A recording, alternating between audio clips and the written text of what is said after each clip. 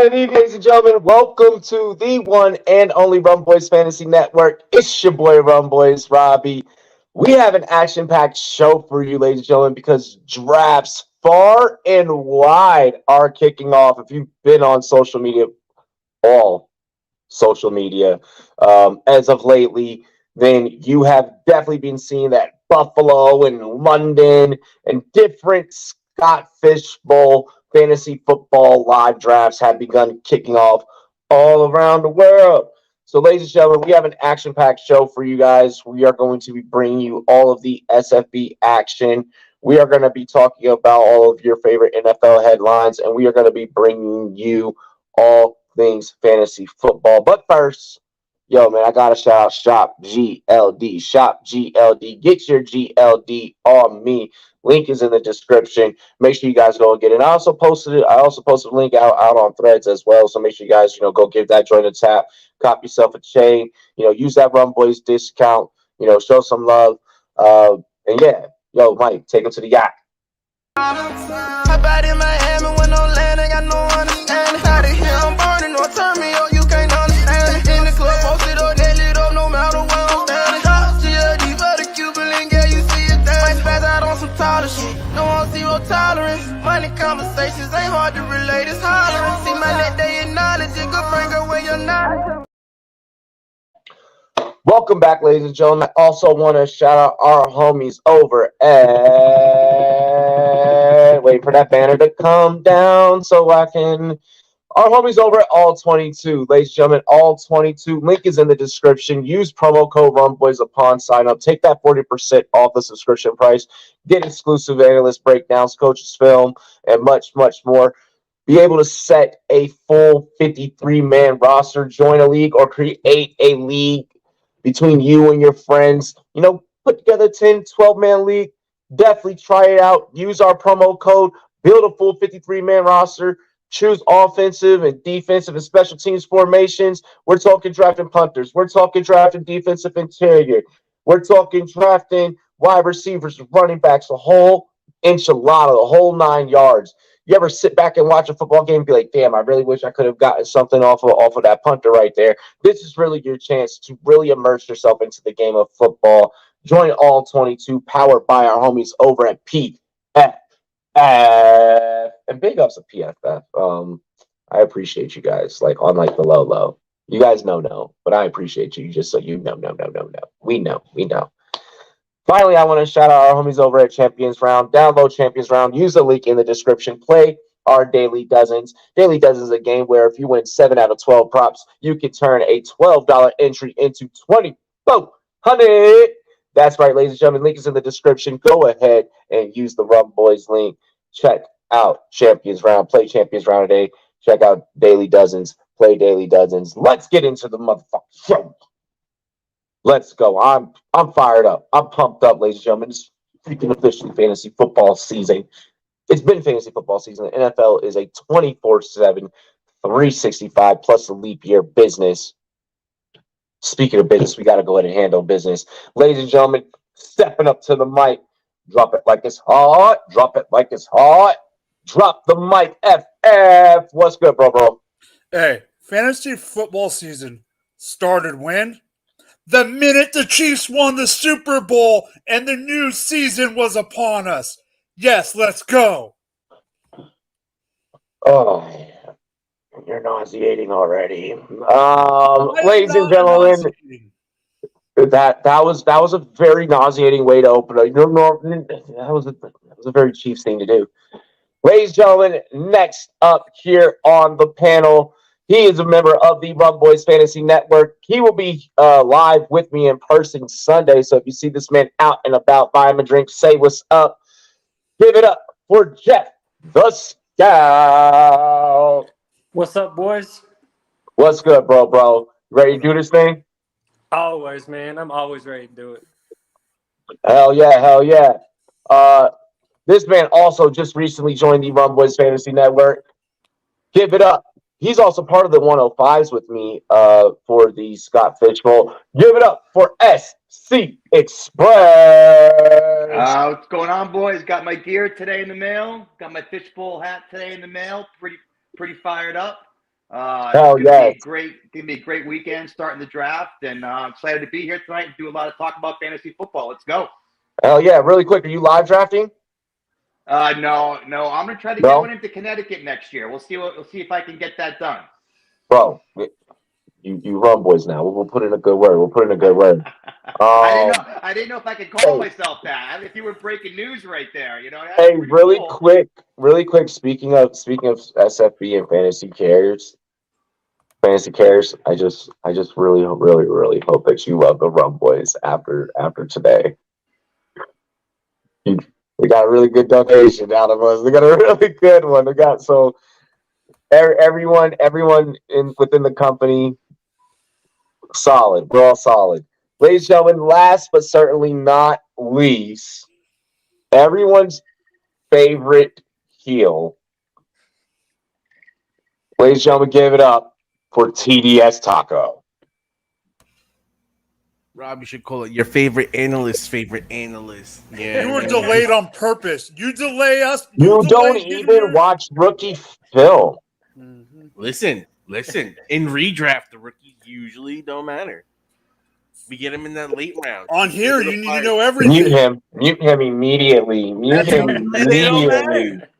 Bro, if this was around the horn, that shit just would ding ding ding, just in negatives.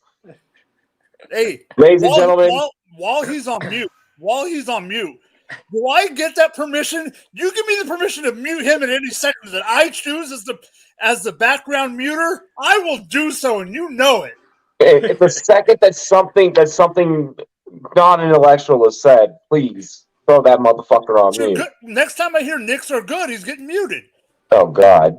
Cheers to me. Cheers to you, all the Rumboyz and girls. What it do, Dilly Dilly. I was the only one that believed that the Chiefs were gonna beat the Bengals. We need to get like a horn or something. Hey, hold on. Wait. Stop this. I do not want to hear about. Stop all of this. Hang on. What?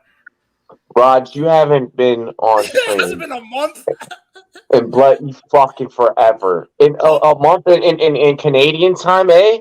Look at this is not a month worth of freaking beer. That is like 6 months. More than that. Ladies and gentlemen, welcome to the Rumboyz Fantasy Network. We are live here on YouTube and Twitch. Make sure that you hit that like button. Make sure that you subscribe. Crack open a cold one.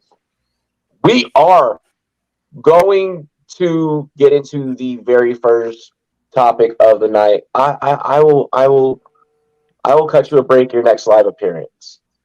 We're going to get into our very first topic, and we're not going to go into having to talk anything analytical or rank this or anything like that yet. Some shit happened this week, and I'm already starting to see how it's adjusting the way that we report sports. And of course, I'm talking about the brand new social media Threads. It is officially Threads versus Twitter. And many sports analysts are already dropping takes. I have seen tweets. I have seen threads. I've seen shit everywhere where the way that the industry is kind of reacting to the release of this, it's already starting to change the way that we receive our news and the way that we produce news and the way that we are also putting out content. What are your thoughts on this massive ripple effect across the industry, Mike? I downloaded it, but I haven't done too much on it yet, so I don't have a lot to say over like the specifics Threads versus Twitter, but just knowing the vibe that I've known for a while because of everything and being on there too much. I think it will have a big ripple effect. I think at first it'll be that shock and awe of let's go over there, but I think in time, I think it will, for you to be not be successful, but for you to have a hand in, you're going to need a hand in both to succeed at a certain point, because not to bring other stuff into it, but I also know people that are going over to Threads purely for political reasons. So you're also going to have that. We're not going to bring that into it. Yeah. No, what I'm saying is you're going to have to take that into effect if you're going to. if you want to play, if you want to expand yourself because you don't want to divide yourself for whatever reason it is. Right now, it's early enough in the platform to where one, anytime a new platform comes out, you want to be an early adapter of it. You want to, especially if you are a content creator, if you are an entrepreneur, if you are a business owner, if you are someone that has to do some sort of motherfucking marketing, you better be boots on the ground on that thing first and be influential with it first. You want to be playing with it and tweaking with it and getting to know it and making content with it as much as possible. To Mike's point, yes, you're going to get that other side of it. Fuck those types of people. Fuck the trolls, all that type of shit. I've really enjoyed some of the things that I've seen. We'll kind of get into it. I have some threads that we'll throw up on the screen. Jeff, your thoughts. You've been on there pretty active. I've seen you. We follow each other. So I was like, I'm not going to say it was one of the first people, but when Threads dropped, I jumped on it real quick. The first thing I'll say, TikTok is going to die. TikTok's going to get crushed by Threads. I've already seen people who say that, they're TikTok popular or whatever, already have more followers on Threads. I've seen people say they already have more followers on Threads than they had on Twitter, than they had on Instagram, which is weird because it's connected to Instagram. So I don't know how that one worked out. But I think Threads is the cool part about Threads. And for those of us who've been in the industry long enough, know on Twitter, your favorite analyst or whatever can put something up, right? And you can tweet them back. The chances of you getting a response is low. So far on Threads, anyone I've pretty much hit up, I'm talking millions of subscribers, and I've responded to something, they've responded back. People are responding, and I think a lot of it has to do with one major factor. There is no DM. Yep, there's no DM. There's no DM. There's no direct messaging. So there's none of this. You can't hit them up on the side. You can't do sketchy stuff. Like if you post something, like you get, a response from it and they respond back to you and other people can respond back. But I think the fact that there is no direct messaging makes everyone on the platform have not forced. I don't want to say you're forced to interact with anybody, but that's the only way you're going to get to interact with anybody because there is no messaging. Diana Rossini, one of my favorite threads, and I should have grabbed it for the show that she said. She was like, this app is, she's like, it's so raw and it's so unhinged. She was like, I feel like I'm 21 on this app. She's like, on Twitter, I'm my age. On this app, she's like, I'm 21. Like, people, it's almost as if from a social media standpoint, it has this weird way of turning back the hands of time. Because when she said that, I related. I was like, yeah, this is a chance for me to diversify my follower group. This is a chance for me to see how far social media interaction really has came with this fresh new thing. You're seeing people that have came from Twitter have like the Twitter etiquette. Like I remember like the first day it was like, so wait, we're not having to do hashtag. We're not hashtagging here. Like what's up with that? That's another thing I like, right? There's no hashtags, but their algorithm works differently. Like you'll notice on Twitter and stuff like that, where somebody posts something and it gets like 1,000 likes, like that's what shows up. Hell no, it's random as shit what shows up on your feed. It could be something 5 minutes ago, or it could be 24 hours ago, and it doesn't matter how many likes or who it came from. There is no real algorithm on it. You're not seeing these influencers. So like I actually see people who I follow I actually see their stuff. Like I go on Twitter and I could scroll through Twitter for an hour before I see something from Robbie based on the way the algorithm works. Yeah, based off of the way, it's forever. Like with this, it's like I feel like I'm seeing more of what I want.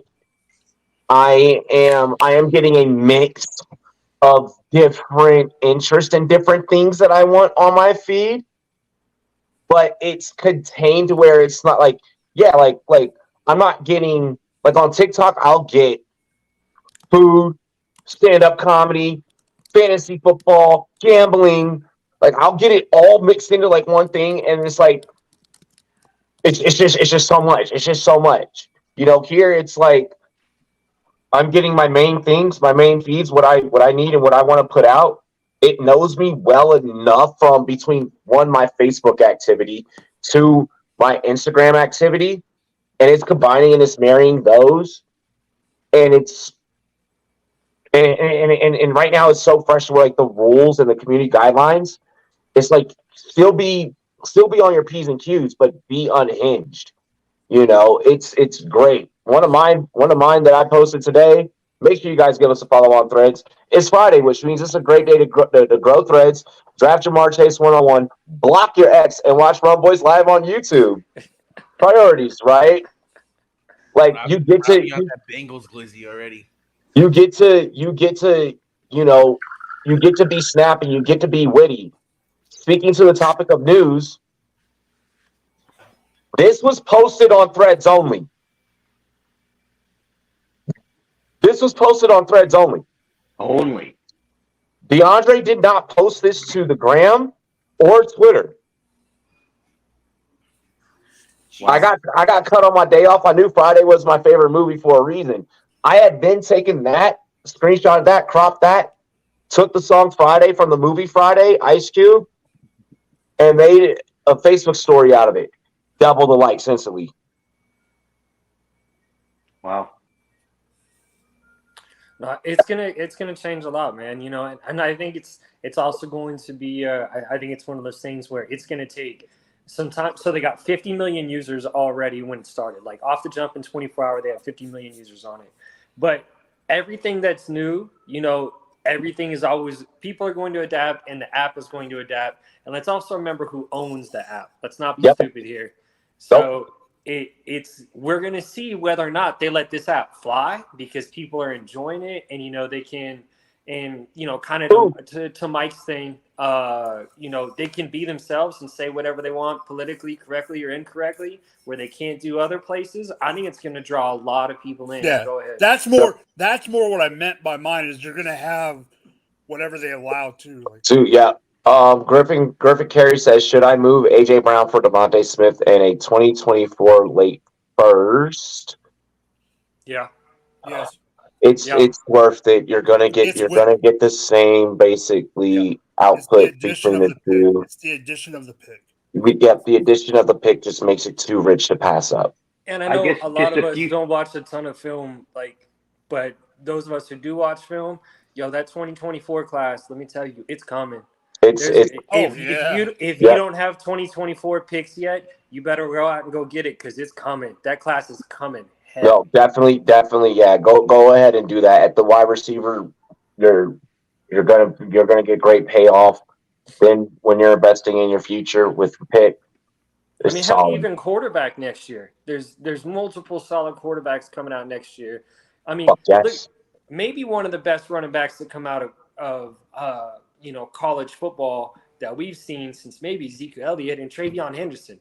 This dude out of Ohio State, let me tell you, if you guys ain't heard of this dude, if you ain't watched this dude, first of all, it means you didn't watch Ohio State last year, which means you screwed up. Exactly. Because you missed Taco has never seen him play. Because you missed Marvin Harrison Jr., Jack Smith Jr., but you missed all these boys doing their thing. But Henderson, bro, this kid has an absolute stud at running back. Go get that late 2020 or, go grab Smith, get that late first, package that late first with something else, move up into the top 3, get Henderson. You've got a running back for the next 7 years. That's going to get you that, or even if you're not a team that's running back needy, like Jeff mentioned, that quarterback class is definitely going to be very, very, very rich. What up, Weeds? What's good? Griffin, also make sure you subscribe to the channel, man. Hit that like button. SC, what are your thoughts on Twitter versus Threads and how it's going to change the landscape of things and the way that people are interacting? Kind of like what Mike said, I haven't done a lot with it, but it's kind of like, what you guys are talking about. I wonder if you're seeing more of what you want to see because there's less people out there and less congestion and they're not selling all their sales. And, and in 6 months, 9 months, and a year, all of a sudden Zuckerberg has turned this into his cash cow. And so that kind of worries me. And I don't want to have to go to 2 places, having Twitter and having that is going to make me a little crazy. Maybe I'm just old here, the old guy, but I'm not sure I want to do that.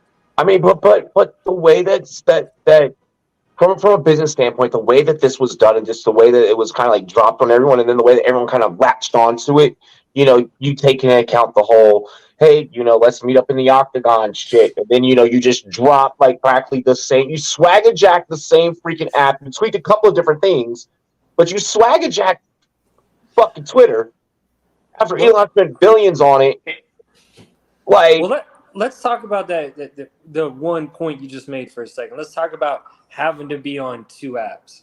Well, I'm gonna tell you right now. I don't think that's what I was about to say. I don't think that'll be a thing. No, I don't think so either, because if you're in this industry and you know how to diversify, I mean, if you're in this industry, you already got Facebook, Instagram, Twitter, TikTok. You already got all of those, right? You got Snapchat. So now you're just adding another one. But now what you're adding now is a different way to do the exact same thing that you've been doing to a different set of audience who is going to follow you a different way, because there are a lot of people who aren't on Twitter. There's a lot of people who aren't on TikTok. But you know what? And like Rodney said, they're going to be more centralized now. Yep. And one of the things that I before this, literally, I shit you the fuck not. I'm walking through, I'm like going through the Twitter. Jeff, I was actually, it was the other night, just going through our 105 chat, making sure everybody chilling and shit. Walking through the hallway of the crib, and I'm like, man, I wish we had another social media, because like we've worked with social media apps. We did the sportscaster thing. Then from there we had Stacks. We've done this. So like the fact that there's something new, and it works. Like you said, there's not the congestion thing. I don't know if the two-place thing will be happening, just because right now it's looking like Zuck is running around collecting the motherfucking Infinity Stones. No shit. Like, which scares me. I'm not a big that is super scary. That is super scary. Do I realistically think that it'll happen? Like he'll have like full control of like all the social medias? Fuck no. But I do think that, to Jeff's point, there will be people that want to be on Twitter. There will be people that want to be on Threads. But if you are a content creator, if you are an analyst, if you are a journalist, if you are a business owner of any sort, you gotta be on both. I feel like you need to be on everything. All of it, and you just got to realize like that's part of the game. Like, when I was heavy into scouting and I was heavy, into the draft and on the huddle report, out there with some of the biggest names in the industry, my ass was on every app all the time, like posting stuff, watching stuff. Like, you have to. That's the way that this game works. Like, the easiest way to say it is no one's ever going to buy a pizza from your restaurant if no one knows your restaurant exists. Mm-hmm. And as someone that grows social medias, like, I love that I have something new to like poke and prod at and fuck with. I like new shit. I get bored with things. I'm a Gemini. I get bored with things easy. True. Well, and then now you have with this new app too, and we're going to see how this plays out, especially when it comes down to analysts and the way it's working. But you've seen, like, from day one, like when me and you started doing this bullshit, like 2013, like the drama and the bullshit that comes from Twitter and all of these little niche groups and people who automatically don't agree with you or automatically disagree, or all these people who have blocked these people or talk shit on these that shit happens here regardless, no matter what. That's never going to stop. This is Hollywood, baby. This is Hollywood. Now we've got this new thing, though, that's, it's going to adjust some of this. Some of those guys, like, they're going to move over. They're going to – I think Twitter I think a lot of people, especially in our industry, got away from Twitter being a main access point because they got tired of the bullshit. And I think because there is no bullshit right now, I think it's going to really – I think it's going to mess with stuff a lot, and it's going to be really interesting. Someone said on Threads today, I want to say it was like King Josiah, who's like, everyone knows his comedy on Twitter and shit. Like dude's fucking hilarious. His memes are great. Like, the dude is just grade A, funny ass account. I think he was like, the day that we get Shams and Woj over here is the day that Twitter's probably really fucked. When Woj stops dropping Woj bombs on Twitter, They they're going started to lose putting them on almost threads. all of their followers. Because there's people on Twitter who literally are just there for Woj They're bombs. just there for Or, notifications. yeah, like, the Woj bombs or Ariel Hawani, for his UFC, for some of these special guys, who are just on there that people are on Twitter for. If they start leaving, or if they start lessening their presence and start moving it more to threads because it's more easily accessible, Mhm. there's definitely going to be a change for sure. And whether or not, whether or not this ends up being good for analysts or whatever you want to do, like even me as a personal trainer, whether or not this ends up becoming a good thing or this ends up turning into a really, really bad thing, we don't know. But for right now, all I can say to anyone who's watching it, get on it now, grow your following now, do whatever you want now, because 2-3 months from now, you try and show up and you try and make an entrance into this thing and there's fucking 250 million people on here, you're gonna get your shit rocked. Like, we all know how hard it is to try and break into Twitter. Don't let that happen to you. Yep. What happened with TikTok? Don't let it happen to you. Taco, I want to hear your take, but I do just want to highlight one more funny thread that I saw today right before the show. Hang on. Oh, wait. Freaking StreamYard, stop being stupid. There we go. This one from Isaiah Correll. He says, "Kill, bang, marry, TikTok, Threads, IG." My response was, "Yo, kill IG. I do not care about like the posts, the pictures, none of that, because there's a million different ways I can view pictures. Kill IG. TikTok could get the business. I still like the creative video aspect of things. I just love that. I just love the shorts, the reels, and just the different things that you could do with that creatively from a video standpoint. And then Threads, will you marry me?" We can obviously see that Robbie has became very team Threads at this point. Taco, Oh, no, you like all my shit. yeah, gotta help you grow, man. I think it's really interesting when you think about two of the more recent entries that caused a big wave into the social media landscape, and I think this is probably going to fall somewhere in between. You had TikTok that recently came out and became the recreation of Vine to another level where it's actually challenging Instagram for superiority. And then you have Clubhouse. Y'all remember Clubhouse? Yeah, The thing. Everybody was doing Clubhouses, and it was like, this is the new way. We're gonna do Clubhouses and this and that. And I always thought that was good. And during that time, I got in early, and that was when I was first getting started as an analyst. So it helped me network with people and meet people I would have normally not met because we're all starting from zero on this platform at the same time. Whether you're, Robbie, Matthew, Barry, or me, you all start at zero. Now he can get a lot more people to move over and find him. That's something completely different. But there's still that starting point. And when Clubhouse is shit. that shit was crazy. You remember I that love Clubhouse? that. I got so many good YouTube subscribers off of Clubhouse. That was a whole era, and then it fizzled out. Now the difference between, let's just say, Clubhouse and Threads, is the backing of the machine that Meta's built. And if you look at what Meta's done, everyone's like, "Oh my God, they copied Twitter." It's like, all right, well, when Snapchat came out with stories, guess what Instagram did? It took stories. When Twitter had stories for a hot minute. Remember that, y'all? Remember fleets? Remember Fleets. fucking fleets? Remember, I was doing fleets like crazy. I was fleeting. Remember when TikTok first started and that shit was pumping up crazy? Guess what? Reels became the thing. Yep, then Reels. Now we got Reels. Guess what? Snapchat had all those virtual features inside their camera. Fuck that. I want to take my pictures in Snapchat and send it everywhere else. Guess what? Instagram got every fucking filter you could imagine to be like, well, why the fuck would I need to go to Snapchat if I still have this in Instagram? This is where I want to go anyway. Zucks is very good at creating user interfaces and user experiences that are very comfortable and intuitive, and he understands what people like in other platforms And You have to. You have to as a tech mogul. It's just anything in marketing, you have to. But then when you look at it, what Musk has been doing is the anti of what you should be doing.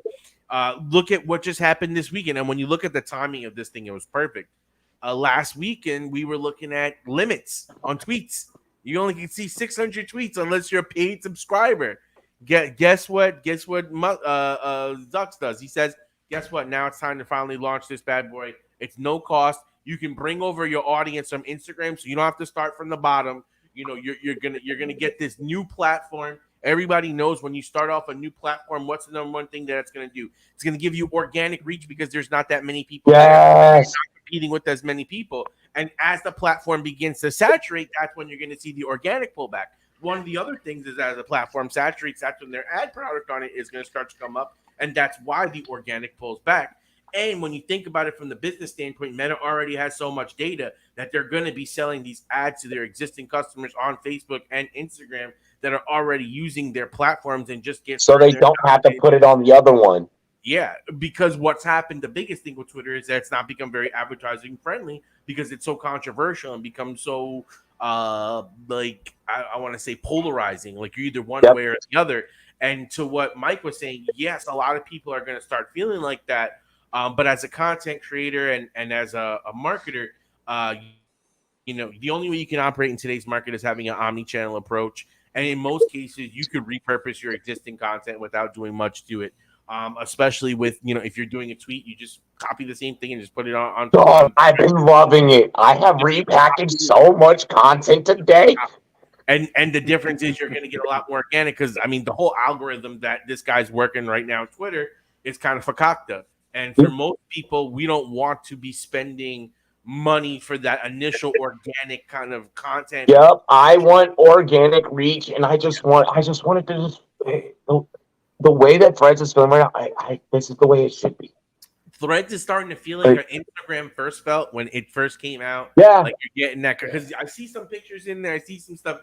It's kind of just like, you know, it's there and it's something to build. And you know, the good thing right now is that since they're starting from zero, people kind of have that like you said, like that new fresh car feeling. Like, you know what I mean? Like it's like Instagram, but it's Twitter, but it's Threads. Right. Like, you know what I mean? It's like I said, it's a damn good product. Y'all got to get out there and try it. When new things come out in this industry, don't be afraid to try it, especially if you're a content creator. Don't be afraid to go and make content with it. It's like the fastest growing platform ever. ChatGPT set records, and then in the first 48 hours, I think it has 72 million people that are already on the platform. So what that's they're what I was talking about already earlier, Taco.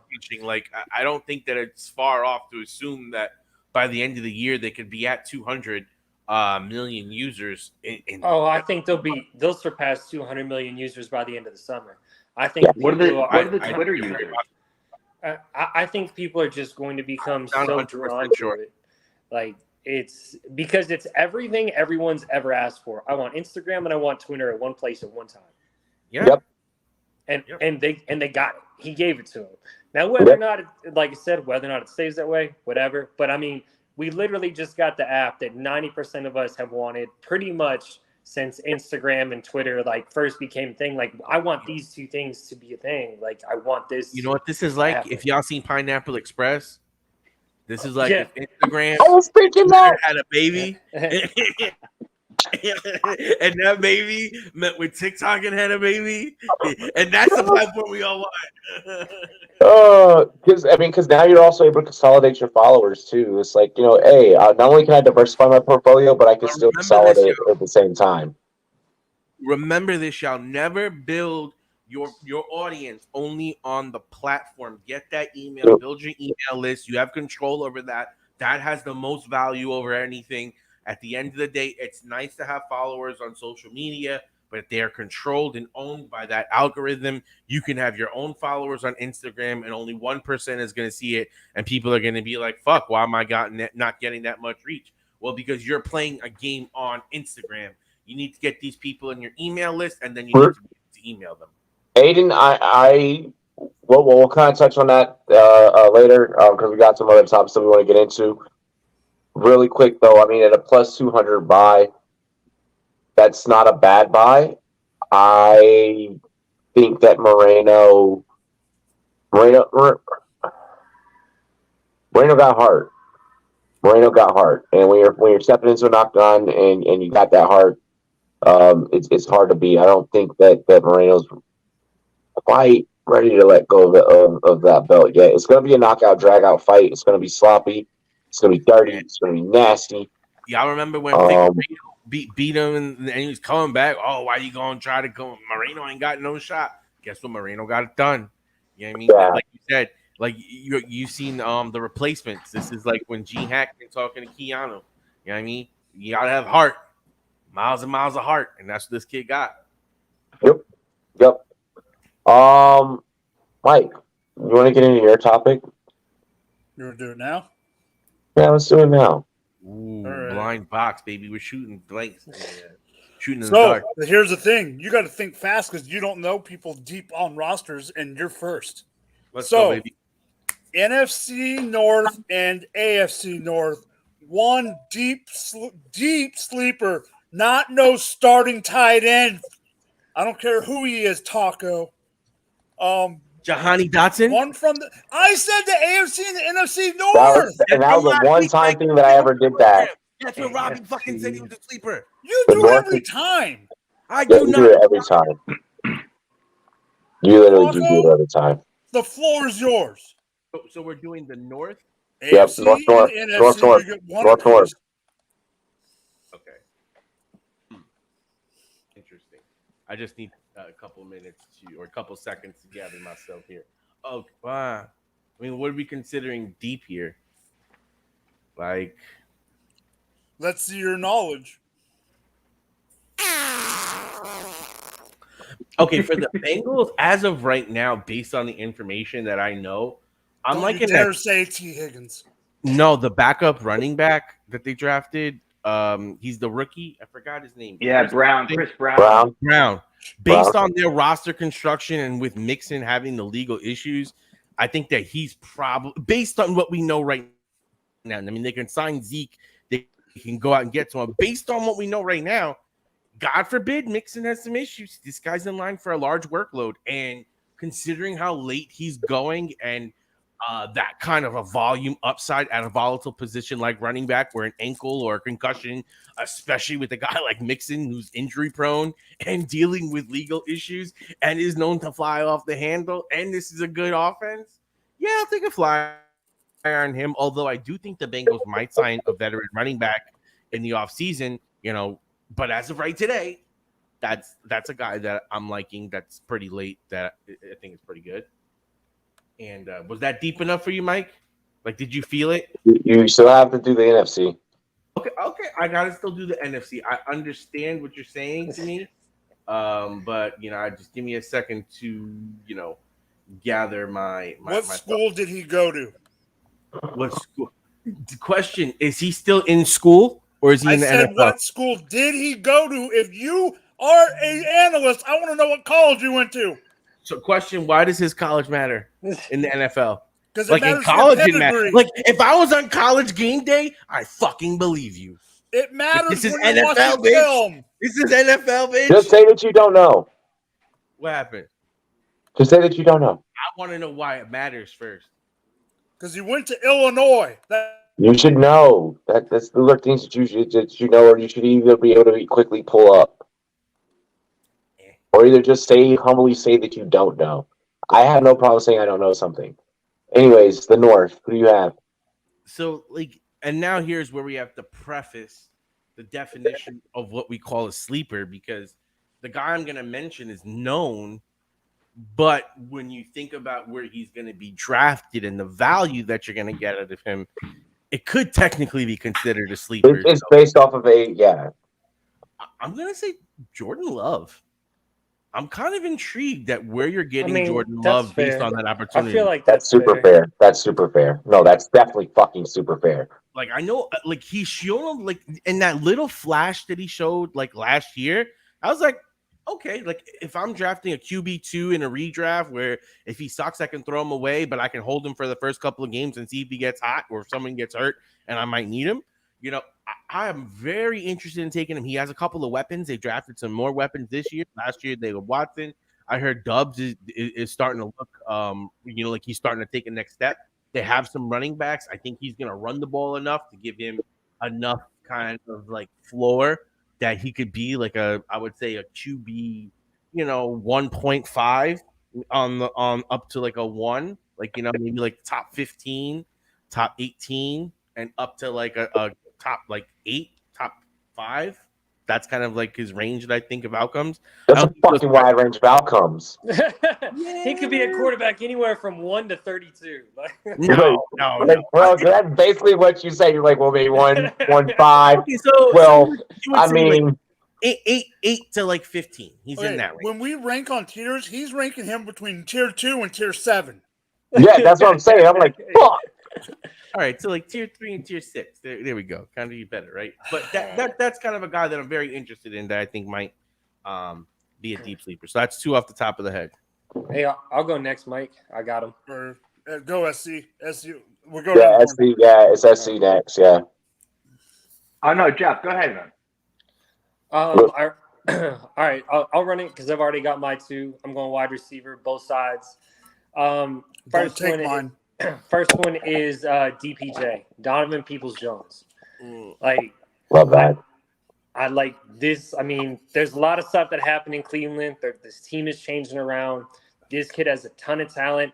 I remember scouting this kid coming out of Detroit in high school, watching this kid go to college. This kid's got a ton of talent. His problem was he didn't know how to use his body. He's starting to learn how to use his body. He's starting to learn how to use his speed. He's starting to learn how to catch away from his body. DPJ. Jeff, you want to know why? Jeff, you want to know one of the reasons I think he didn't know how to use his body until he got to the pros? Because Jim Harbaugh doesn't know how to bring up wide receivers. No. You're not wrong. No. He ruins talent. He ruins talent. He ruined You don't get good Michigan boys in the NFL. He ruined Nico Collins for me. Jim Harbaugh can't do wide receivers. Hey, Nico's actually going pretty high right now in ADP, but right now, DPJ ADP, like on Steve, I'm looking at it right now. You're looking at 172. You can get him. You'll probably even get him later than that, just because nobody's going to trust Cleveland. But this kid can produce. Like, I mean, this kid can Jarvis Landry shit. Like, this kid is a talented kid. My second one, I'm going over to Minnesota. KJ Osborne. Love it. KJ Osborne. And now you got to remember, Adam Thielen's gone. Yeah, they got JJ. Dalvin Cook's gone. Yeah, they got Madison. Yeah, they did draft Addison, but you're talking about a rookie wide receiver, and KJ Osborne was in that slot last year, and KJ was eating when they gave him a chance to eat.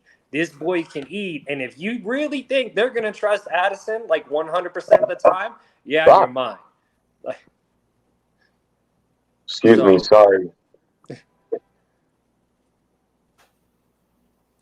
All right, SC, you're up. Oh, no, wait, Jeff, did you give your other one? Yeah, Jeff, SC, you're up. Yeah. All right. I don't know if it's a deep guy, but he hasn't gotten any pub. I'm gonna go with AJ Dillon. I think he could get a lot of run in Green Bay. I'm not sure Jones is going to be the answer there, and he's going way, way low in drafts right now. I was hoping to catch this segment in the second half after I could do a little bit more research when I got the show sheet. But I'm going to go with Dillon on the NFC side. And on the AFC side, Taco got me with Chris Brown. So I'm going to go with Gus Edwards.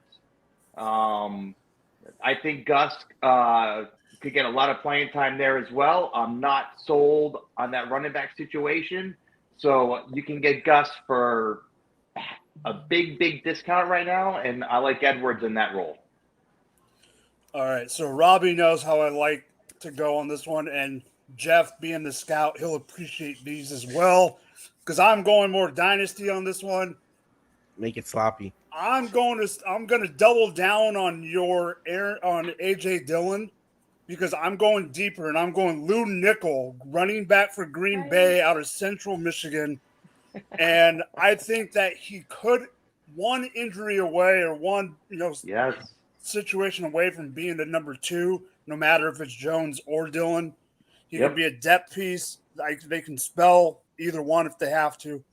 And for the NFC or for the AFC North, wide receiver, I was afraid Jeff was going to pull him out. He's another rookie, but I got him in a couple dynasty taxi squads, and that's Charlie Jones out of Purdue. I think he could. I know Robbie's going to hate me saying this because me and Robbie have talked about this player extensively. I have a feeling that Tyler Boyd is eventually going to leave Cincinnati to be a number 2 somewhere else.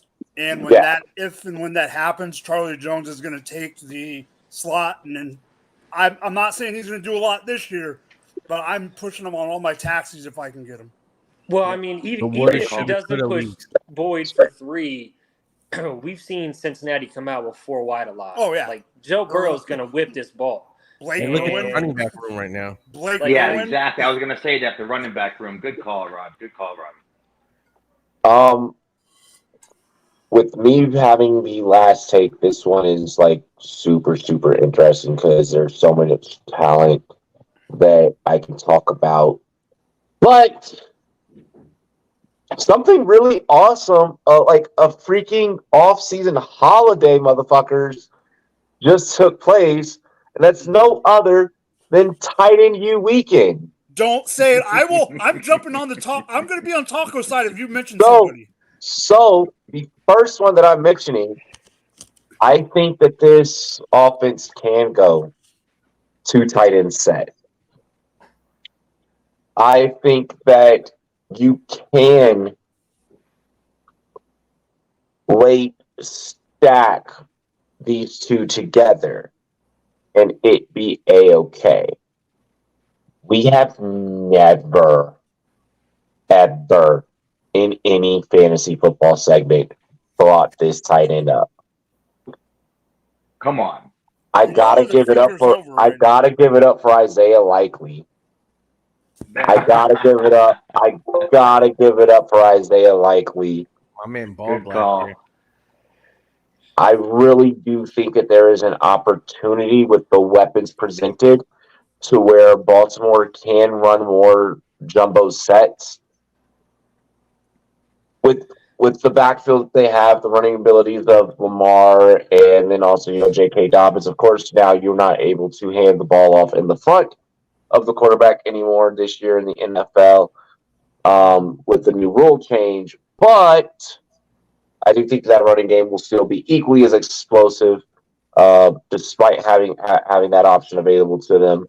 I think that that rule change does make for a lot greater usage of jumbo sets, to where whenever 12 personnel is on the field, Isaiah Likely could be a decent read for you and a great read for you. And I really, really like this pick in best ball, motherfuckers.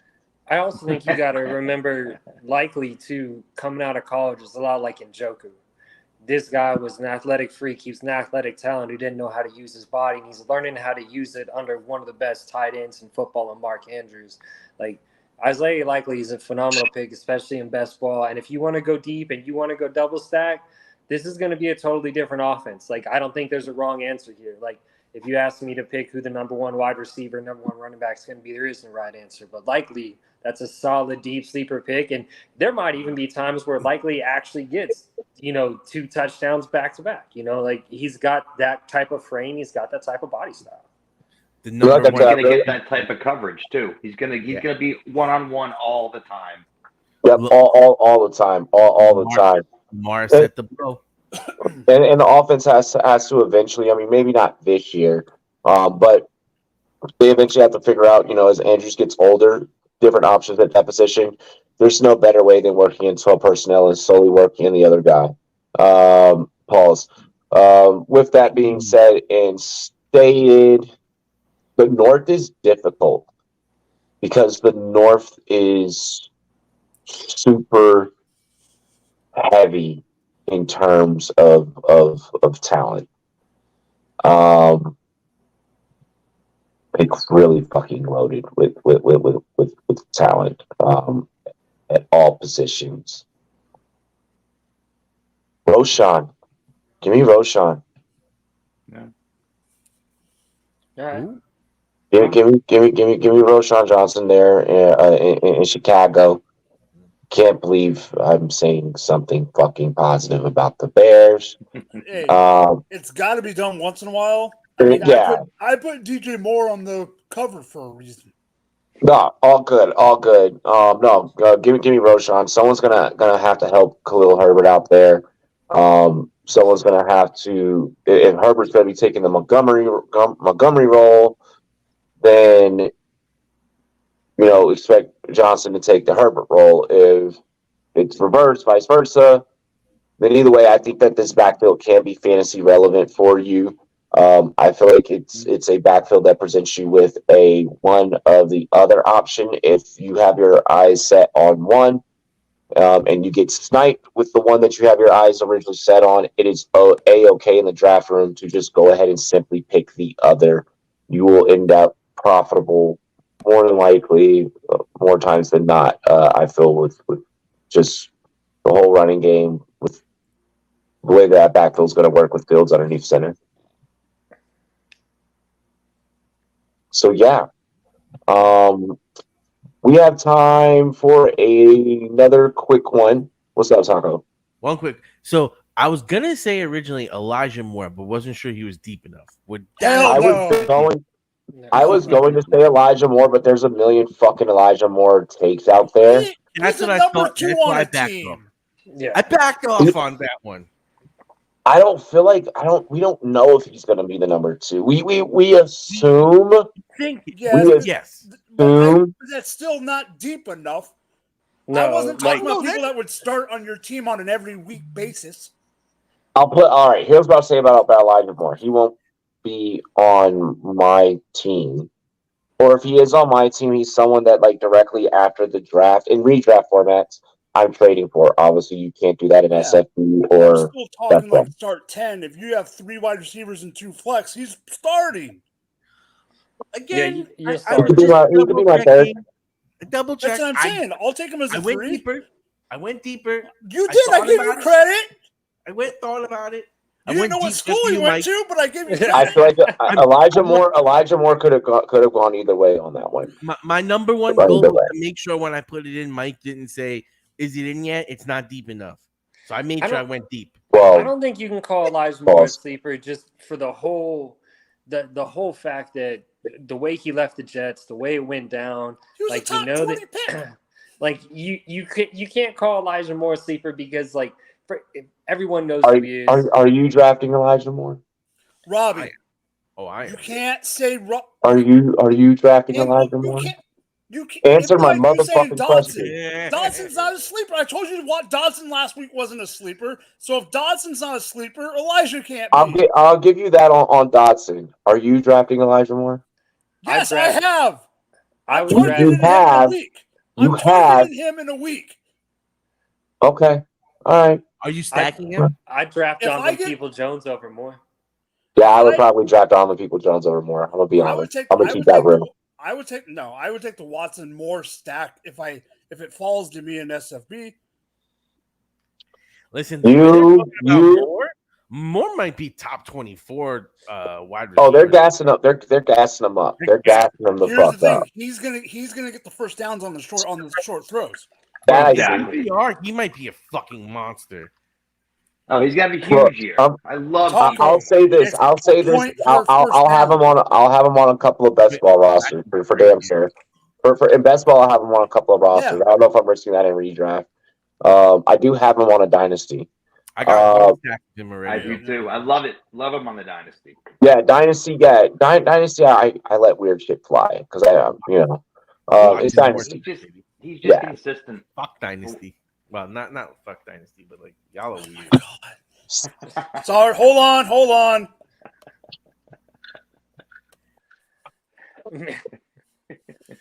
When are we gonna get on radio? Fucking says fuck dynasty. Dynasty players will be listening. Like the fuck. All right. Anyways, no. Next topic. You got two. On to the next topic. On to the next topic because we do have to get into halftime. So we'll kind of. I want everyone to make these like kind of short as possible. Austin Eckler, I am so fucking tired of hearing and seeing the Eckler 101 RB1 overall fucking takes.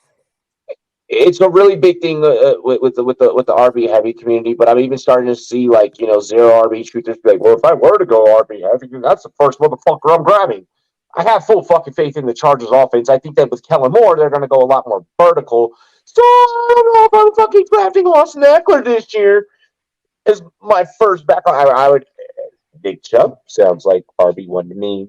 Squatting 600 motherfucking pounds. But Mike, your take. We need to address these Be fucking quiet. Eckler shit. Be quiet.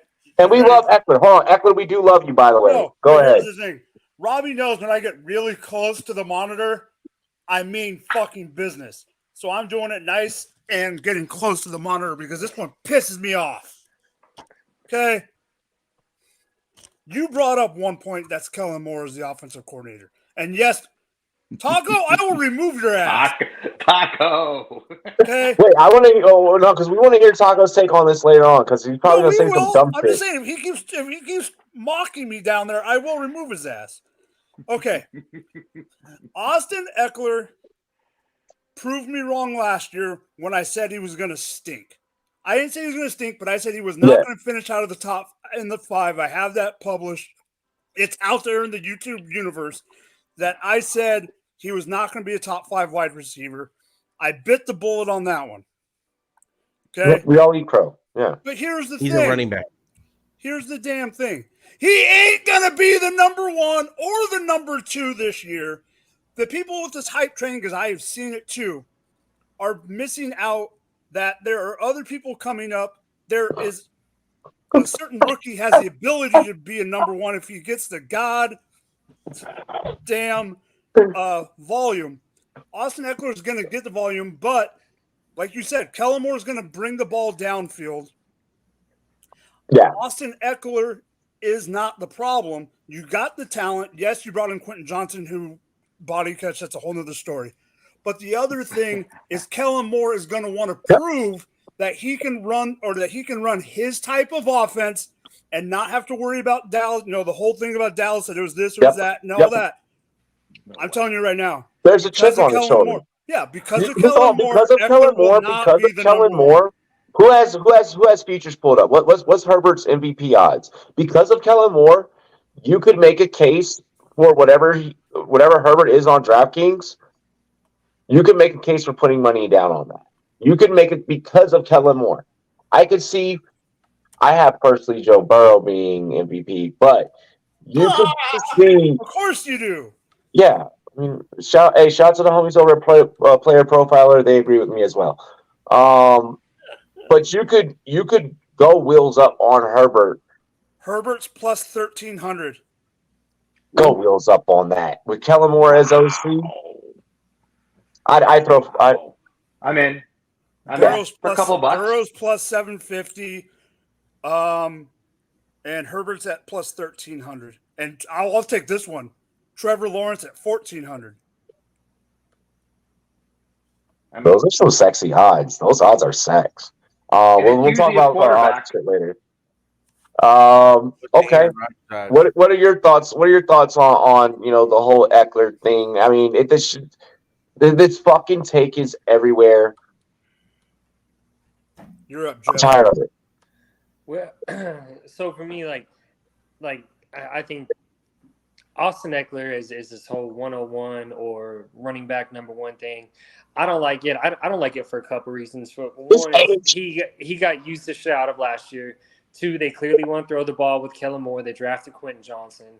They already have a good backup. And when you look at who else is there, when you start looking at these other running backs, you're talking about McCaffrey, Bijan, Taylor, Barkley, Henry. Yes, Eckler last year did a really good job, but I'm also a realist, and I understand football.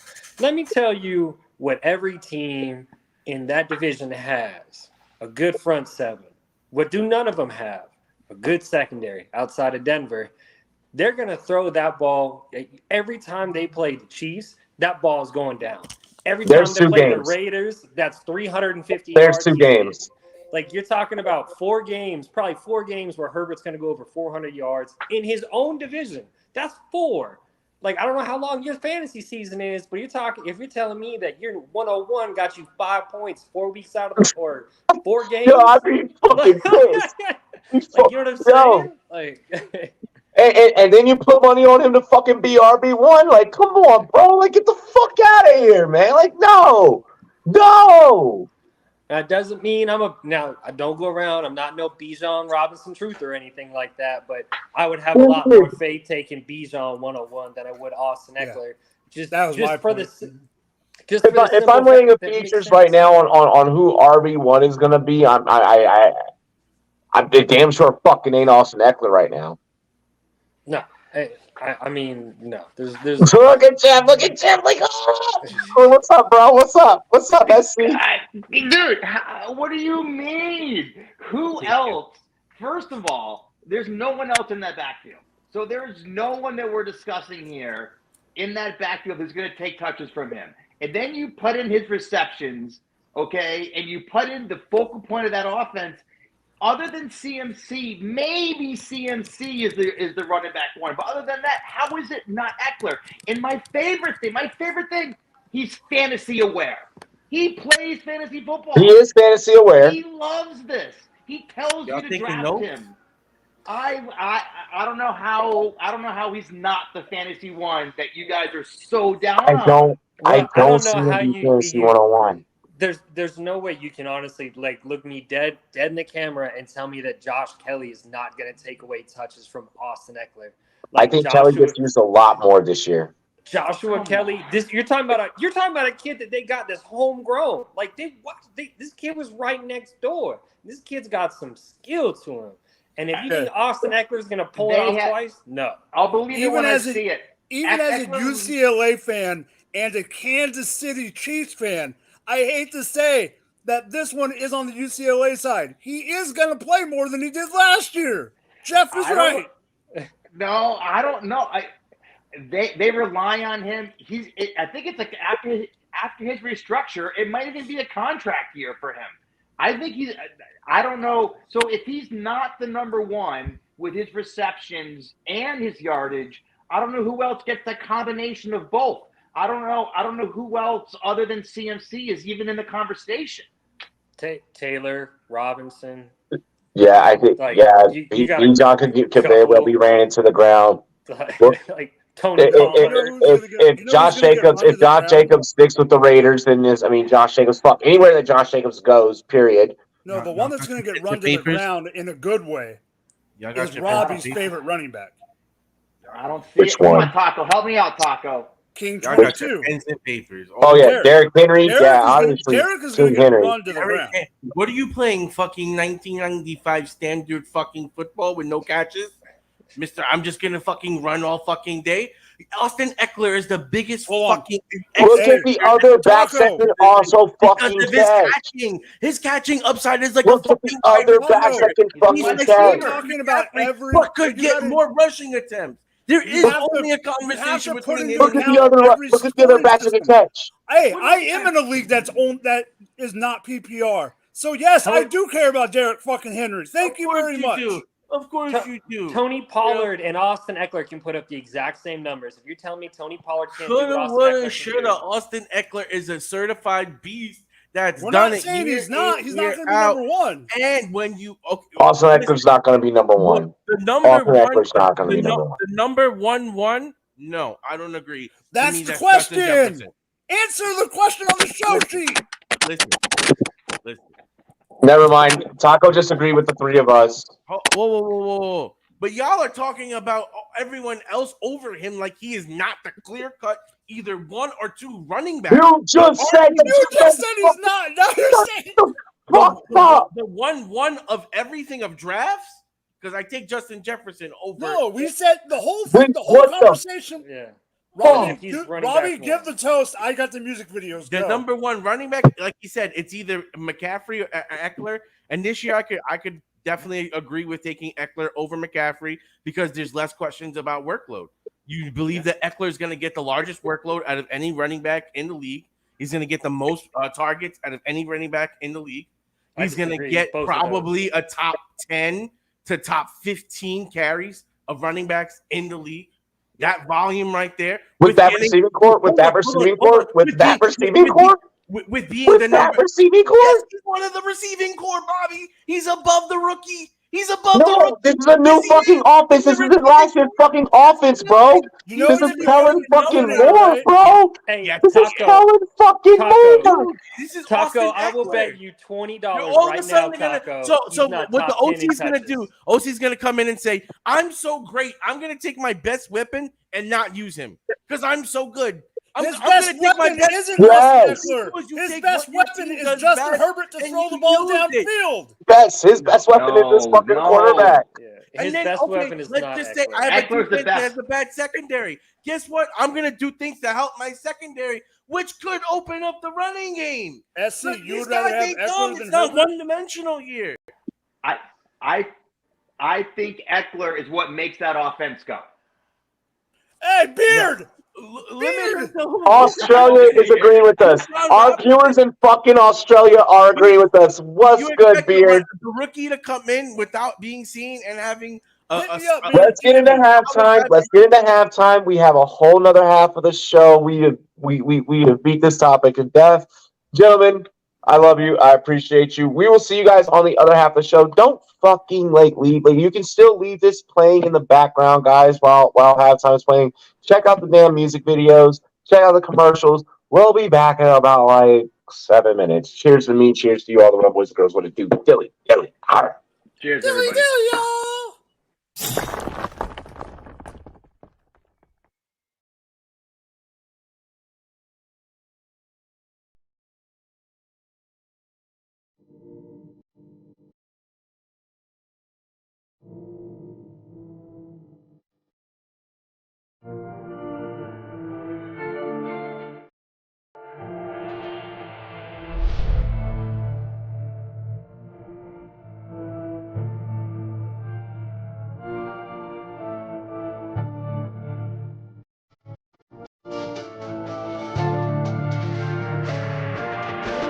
Just stick to the plot. They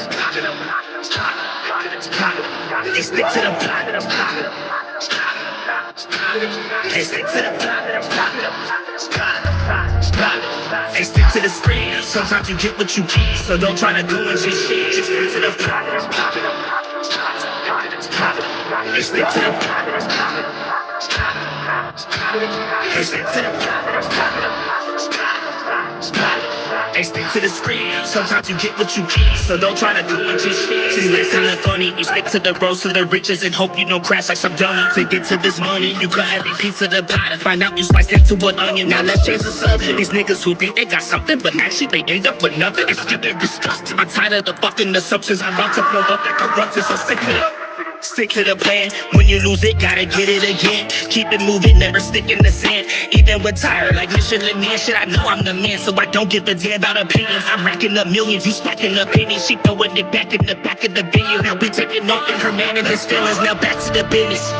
Back to the lab with my niggas. Actually back doing laps in the trenches. It's my second home. I ain't have to go visit. I stay resident, embedded to living the life of a nigga. By day we just niggas. At night we the victim. The life of go get 'em, so I'ma go get it. I stick to my plan and I stay on my mission. They stick to the plot. They stick to the plot. They stick to the screen. Sometimes you get what you get, so don't try to go and chase shit. Just stick to the plot. They stick to the plot. They stick to the plot. They stick to the screen. Sometimes you get what you get, so don't try to go and chase shit. So this is my message. Sometimes you just living in life, be an actor. Don't try to direct it. Now let's change directions. This life that we live full of lessons. Don't count chickens, start counting blessings before they go missing. I promise you, I'm on a mission. I want something, I'ma go get it. No hidden intentions. I open my eyes, saw my vision. Now everyone see that I'm gifted. I'm rapping like Christmas. You niggas just under a tree. I'm smoking it, not metaphorically. I'm smoking no tree. No one's smoking on me. So when I say you're under it, no, that means me. I'm a poet MC and I'm living my dream. Hoping that hopefully you see the hope in me. And if you don't fuck it, cause I'm all I need. Keep my ear to the game and my mind to the streets. I'm a beast. Stick to the number one mission at hand. Stay true to yourself and give your life meaning. And fuck their opinions, they won't understand. To get to the top, gotta give all you got. Only getting one shot, so give up or not until your heart stops. Gotta stick to the plot. Hey, stick to the plot. Hey, stick to the plot. Hey, stick to the script. Sometimes you get what you get, so don't try to go and change shit. Just stick to the plot. Hey, stick to the plot. Hey, stick to the plot. Hey, stick to the script. Sometimes you get what you get, so don't try to go and change shit. Just stick to the.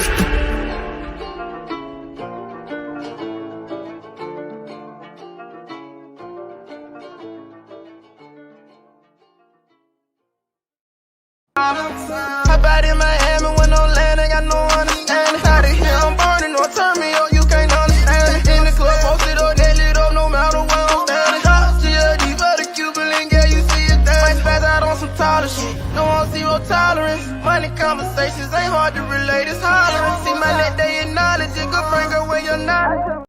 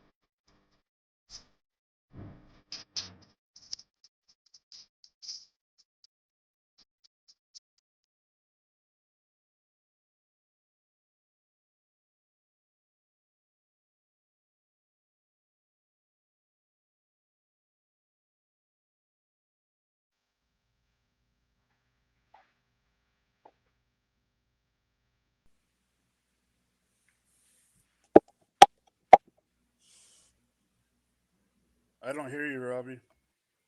Got you now. I just heard Mike. I don't hear Robbie. No, I don't either, but I heard Mike. Robbie got a Bengals glizzy right now. Oh, I heard that.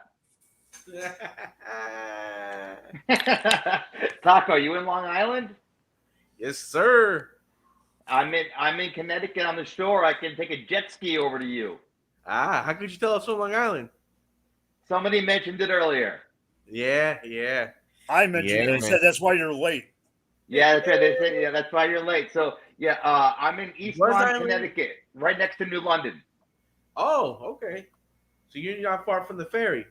Not at all. I can take a ferry over. We'll do this one night live. Oh, that'd be lit. All right, we should be back. I'm in. Hell yeah.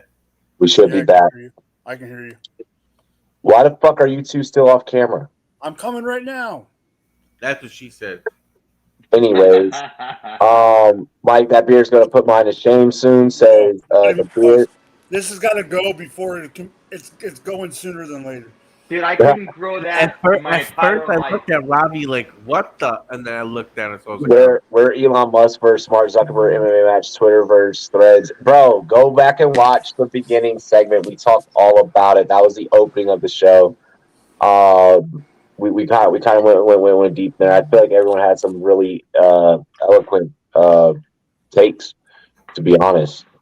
Boys, we gotta really kick this motherfucker into high gear. I want y'all to start really catching a buzz right now, catching a bigger buzz than what we building over on Threads. Cheers to me, cheers to you, all the Rum Boys and girls. What it do, Billy.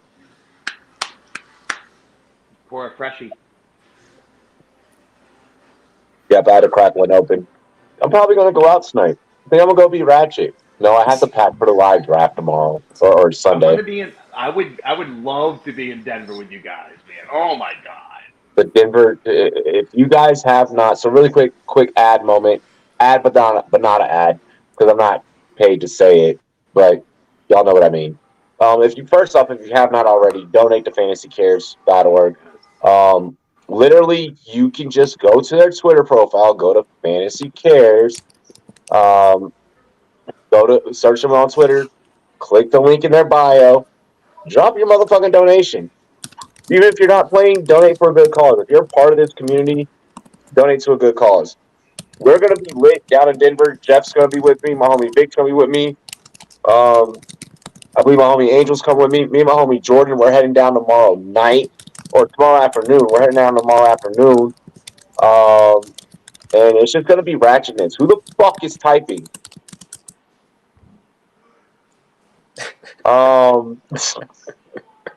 Fucking typing while I'm talking. I can't type that fast. Even if it was me, it wouldn't be that fast. Yeah. I'm clearly shouting out something important. Anyways, nah. Sunday, 11 a.m., July 9th. It's going down here in Denver at Improper City. It's gonna be litty. If you're out here in the local area, pull up. Even if you're in your own local area, look up where a local SFB draft is happening. Pull up, network, take pictures, meet faces. I get a little bit of Delta credit. I'm gonna look up tomorrow if I can show up tomorrow. Bro, bust your guys' draft.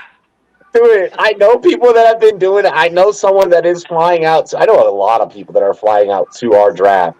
I know like two people that are just showing up just because. I'm not gonna leave any. You guys will see it all on the vlog when it comes out. But yeah, it's gonna be lit. It's gonna be lit. I'll be in my Commander's jersey repping. I think Jeff's gonna be rocking his Jets gear. It's gonna be lit in the city. Right. It's gonna be lit in the city. If I show up, you guys gotta find me a place to sleep. Well, we got you. Me and Jordan are getting our fucking room. We're getting our room. He was like, yo, do you want to just leave tomorrow morning? I'm like, fuck yeah. I was like, I'm probably gonna be doing a stand-up set at some local club tomorrow night. Anyways, fuck it.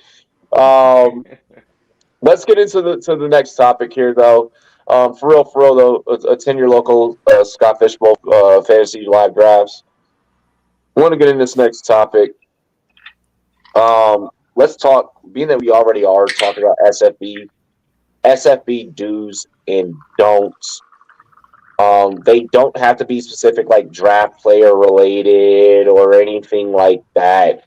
Just in the spirit of SFB do's and don'ts. Mike, you start. Do's and don'ts of SFB. Like, I'm gonna say it's been in something. a couple of years. We got a fucking list. I'm gonna say something that Robbie has said about other drafts other than SFB, but it definitely pertains to SFB. It's a slow draft. Don't at me after 10 fucking minutes. Yours is slow. Y'all's is a slow draft. I'm not in a slow. I know But yeah, you're just slow after a certain amount of rounds. But all I'm saying is, after a certain amount of booze. if you want to at me like, hey, by the way, you're starting the clock, or like if I'm a few hours in, but don't at me 10 minutes in saying, All right. hey, you're Mike, on how much time do you need? I mean, you see that pick coming. You know you're coming up. You've got like 3 spots in your head that you're going to choose from. Oh. How much time do you need? Bro. You don't necessarily know that in round 10. So yeah, especially in the later rounds, you don't know what you're gonna do. What I will say with the slow drafts is, yes, make your pick within a timely manner. I'm not saying to wait 7 hours and 59 minutes. Yeah, I'm so happy I'm drafting live this year. Pick the next guy in the ADP, 755. Bro, I'm so happy I'm drafting live this year. I'll fuck around and end up like Jameson Williams from the Detroit Lions, dog. If I fucking have to do a slow draft, my work will be like, whoop, whoop. Oh, I'm already, yeah. But no. What I will say though with the slow drafts is, with news and stuff getting ready to drop out of camps, players going to start getting suspended. Checks are dropping for players. That's why when checks start dropping in players' fucking accounts, when them OTA checks, when them pregame, when the preseason checks and shit start hitting, especially when them in-game season checks start hitting, in fantasies you've already drafted the team, shit starts happening. Use your slow draft to kind of follow the news, follow the trends. If your work has a policy, the same thing that we have said to every single fucking player that we know, do not submit. Even when it comes down to content, don't even watch any fantasy or gambling content if your work prohibits it. No. If you have to use a fucking slow draft so that you don't get fired, if you're going to have 2 hours once you get off, okay, fuck it. No, I got you. That makes sense. Don't be going out here getting fucking fired from your goddamn regular goddamn 9-to-5 fucking job. And be like, well, the Rumboyz said I have to fucking... Don't do that shit. So I just want to put that out there about the slow drafts. But Mike is right. Don't be getting at me after, 10 minutes. You can always throw something in there that says, hey, guys, just so you know, I have limited access. All my picks are going to take a long time. Everyone's got an expectation. Cool. All right, awesome.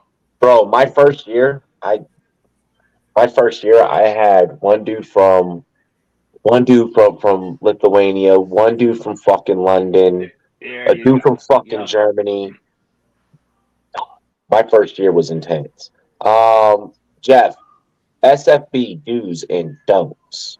All right, so I'll start with the don'ts. If you're an SFB, don't think you're the smartest person in the room. Do not think you're the smartest person in the room. Don't try and outplay people. Don't try and play these tricks you play in your home league.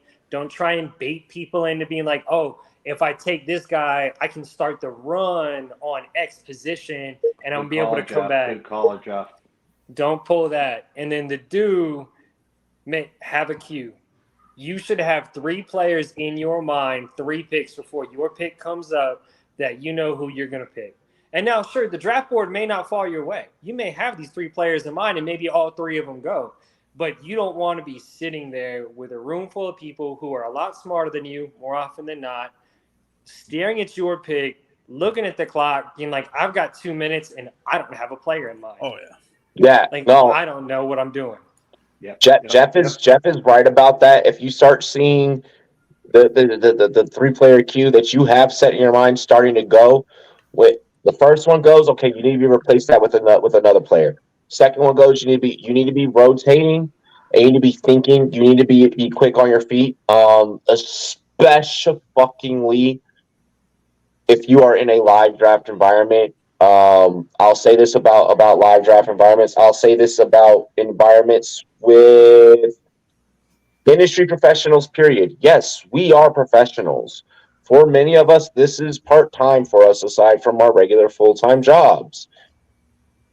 When we're around each other, we can tend to get fucking reckless and we can tend to get cute. I don't know what you're talking about. I don't know what you're talking about. I've partied with a lot of you fuckers.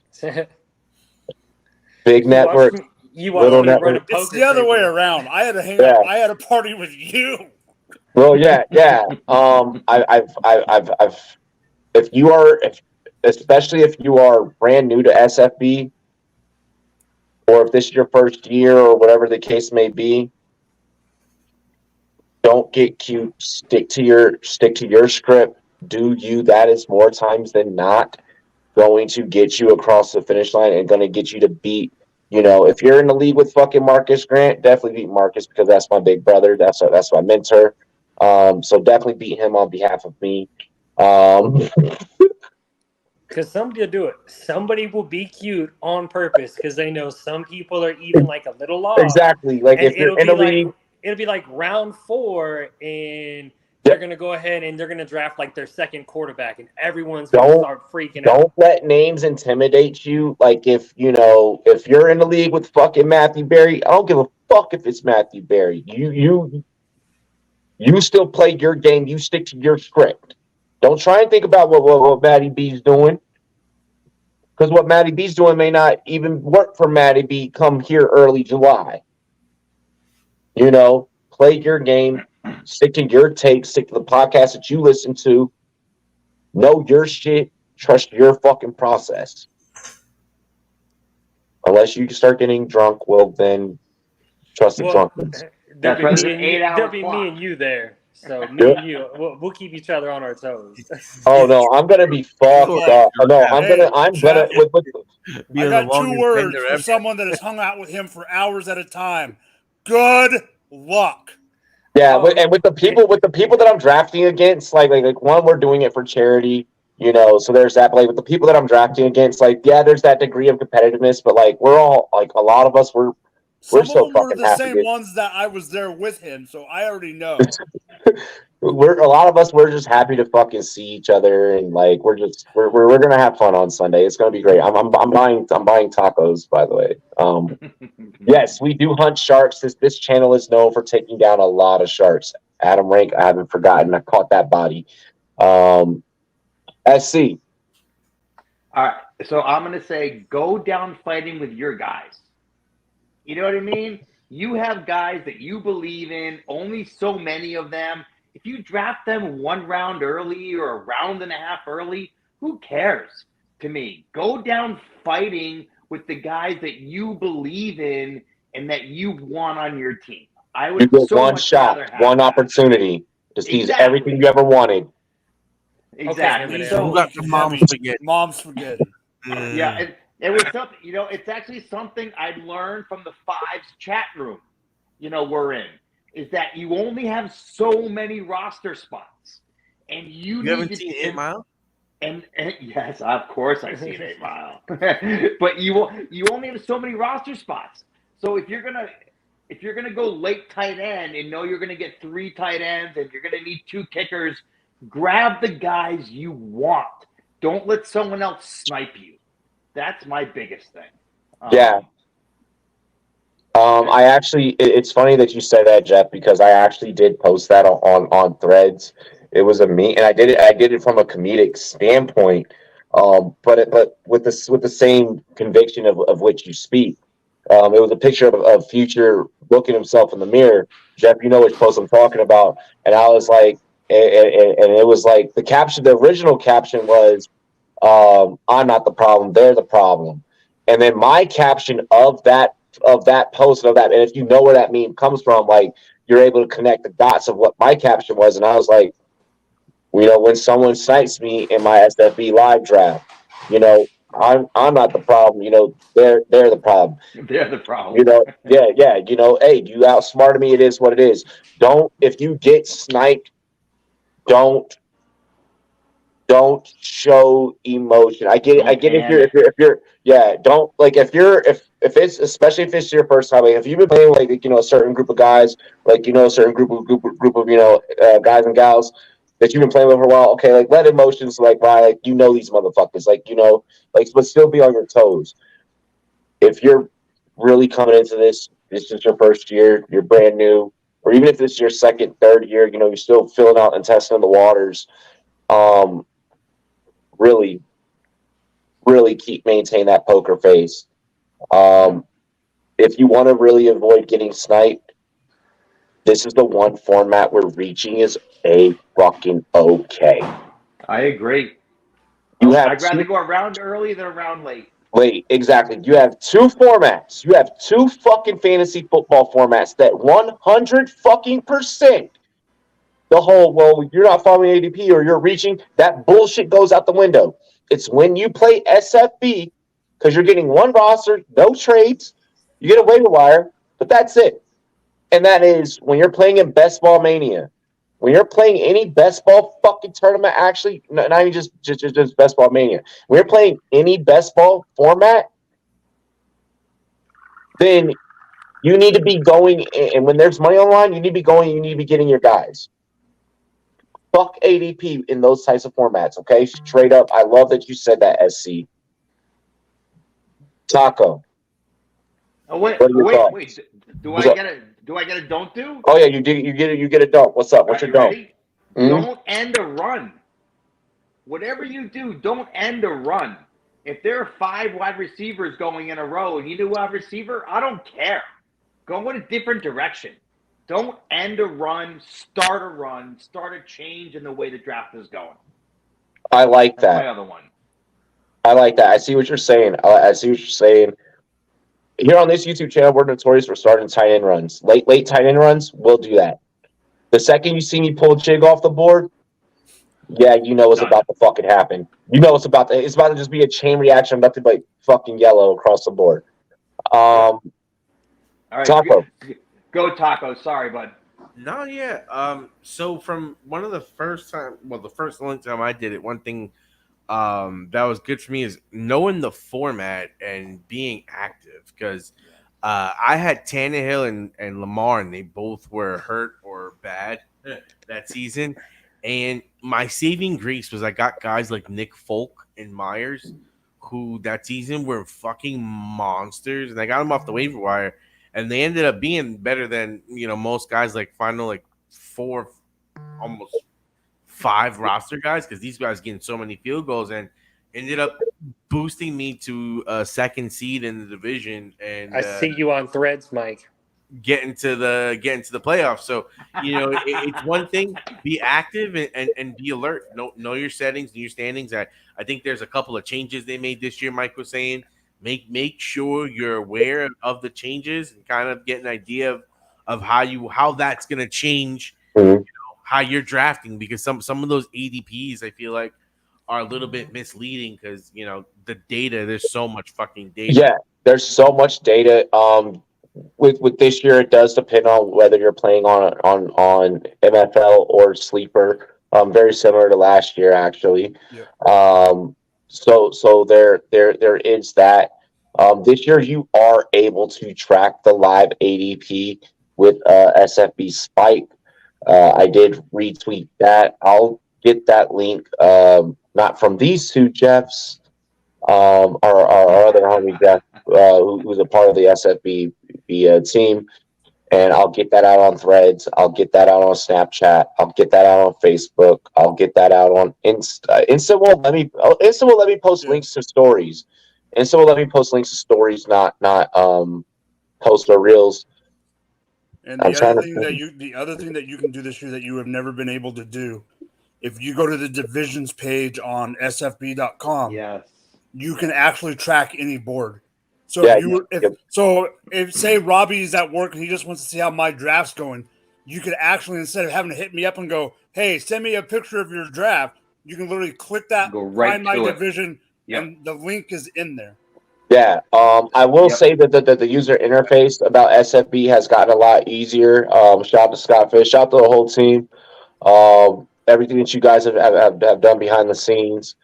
The first thing that I'm gonna say that is not part of the fantasy do list: make your fucking donation. Very I'm just gonna say it as blunt as that. You don't have to donate.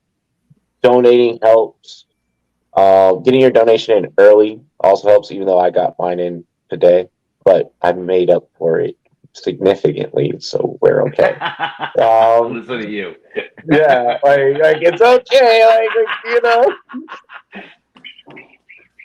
I want to shout out. I want to shout out to all the Rumboyz members that are in SFB that did get in. We have five, yeah.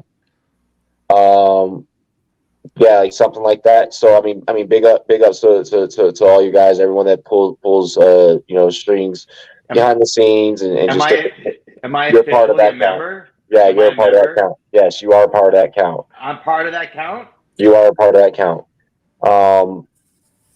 So we take great pride in the ability to, as Lee say, hunt sharks. My dude, That's right. my dude that I'm gonna throw out there. When drafting is done, when football season is underway, set an alarm. Okay, whether it's your Google, your Alexa, or whatever, set a reoccurring alarm, loud as fuck, for when your waiver wire unlocks. Okay, that'll be a different time zone for everyone. Set the damn alarm. Wake up for this tournament. You do not want to miss it. Yeah, you don't want to miss it. I haven't gotten that far into it yet. I haven't learned that much yet. That waiver wire is going to be your best friend because you're not going to get to make trades. It's best ball without it being best ball. Is the best way to understand that. But do we do set our lineup every week, right? Yes, you set a line. Yeah, you're setting. No, but what he's lineup. saying is the first waiver wire is not usually until like 3 weeks after the draft, or longer than that. So it's locked until like 2 weeks before. So got it. 2 years ago, when Akers and Dobbins both got hurt in preseason, those injuries happened before the waiver wire opened. So their backup running backs were going for almost full budget of waiver wires because everyone knew. Got it. Yeah. Okay. Got it. Set your alarms. That is the best thing. You should be doing that anyways for your redraft leagues. And another do, I'm gonna add a second do. Fucking compete. Fucking fight till the end. Like for real. Like because those rankings, especially if you're trying to get into this as an analyst, especially if you're trying to get into this as a content creator, you can go out there and win as much fucking money on DraftKings or Underdog and all those things as you want. No one is going to take you serious as an analyst if you are not dominating every fucking facet and also building connections and also handling your business right and taking care of your business outside of competing in fantasy football leagues the proper way.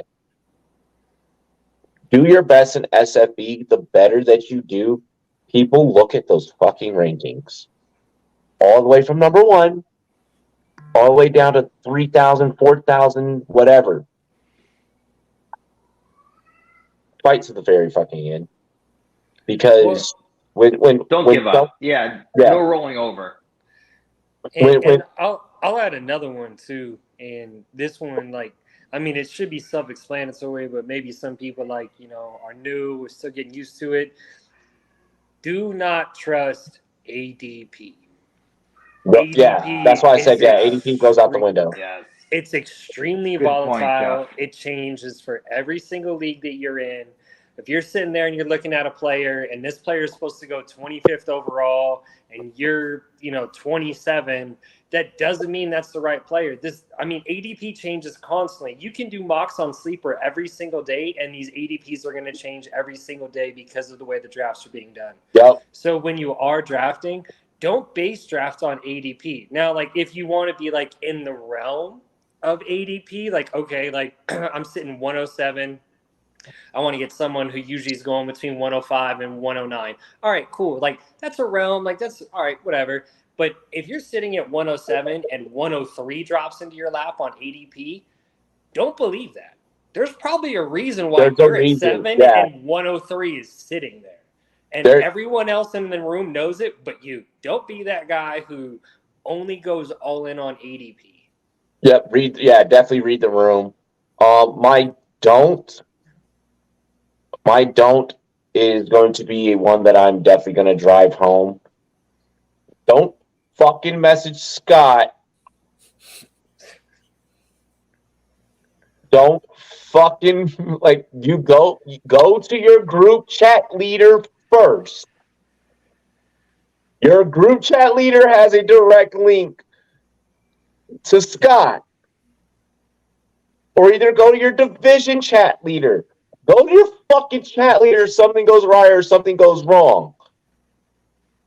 This man is putting this on for everyone to have some fun and also contribute to a good cause. Please don't flood him with, I picked this and did it. Message us, we'll message him. Please. It's literally what we're all here for. Just want to throw that out there. Now, if you personally fucking know him and you really do legitimately know him, like Mike over here, that's fucking different. All right. Just completely and totally different. That's way different. I've had a beer with him. Exactly. Exactly. It's fucking different. So yeah, I just want to throw that out there. Be considerate of other people's times and stuff, because he gets a lot of messages about that, and stop publicly tweeting people that run SFB about some shit. It's weird. No one likes it. You look, I don't know, thirsty. I couldn't come up with a better word than that. What's our next topic? I want to talk low tier QBs, low level QBs that could possibly get you over the edge or could maybe even outperform your QB1 or 2. Now let's keep an open mind about this. This is definitely a bold take session, so some people are going to say some stupid shit, me included.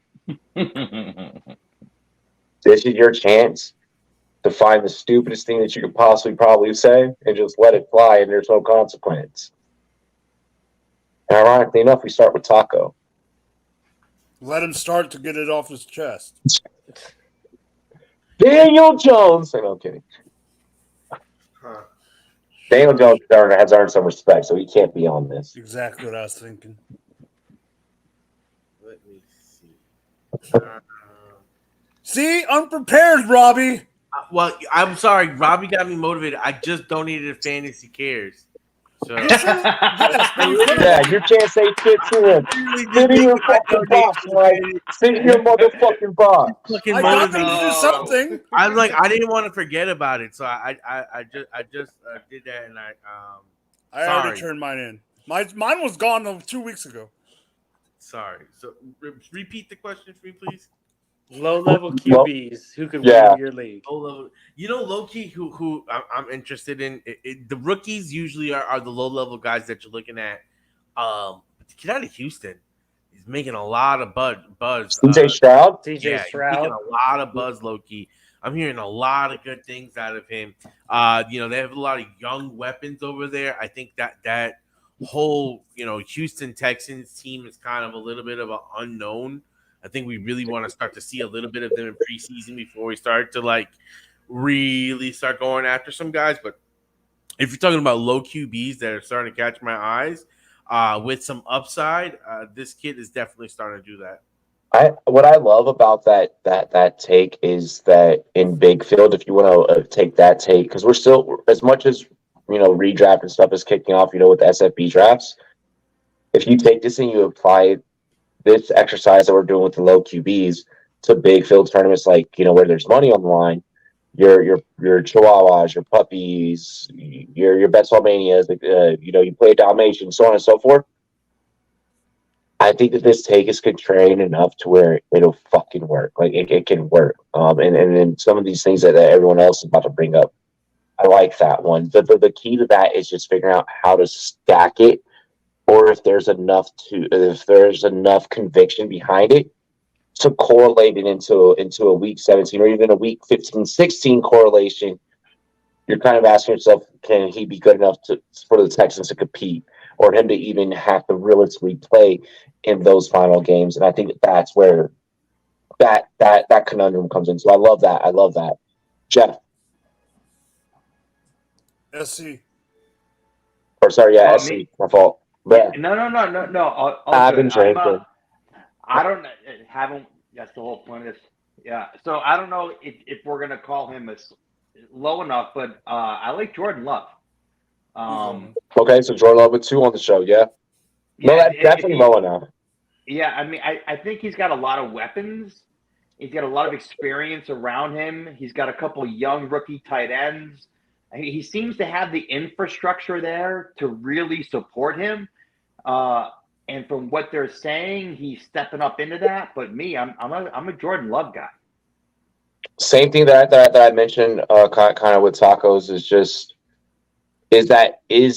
it in big field, is that going to be enough to kind of get you over the hump? So like when I look at like these later guys, what I'm hoping to do though is get enough talent above up him. top, and I feel like you have to. I feel like you have to. Yes.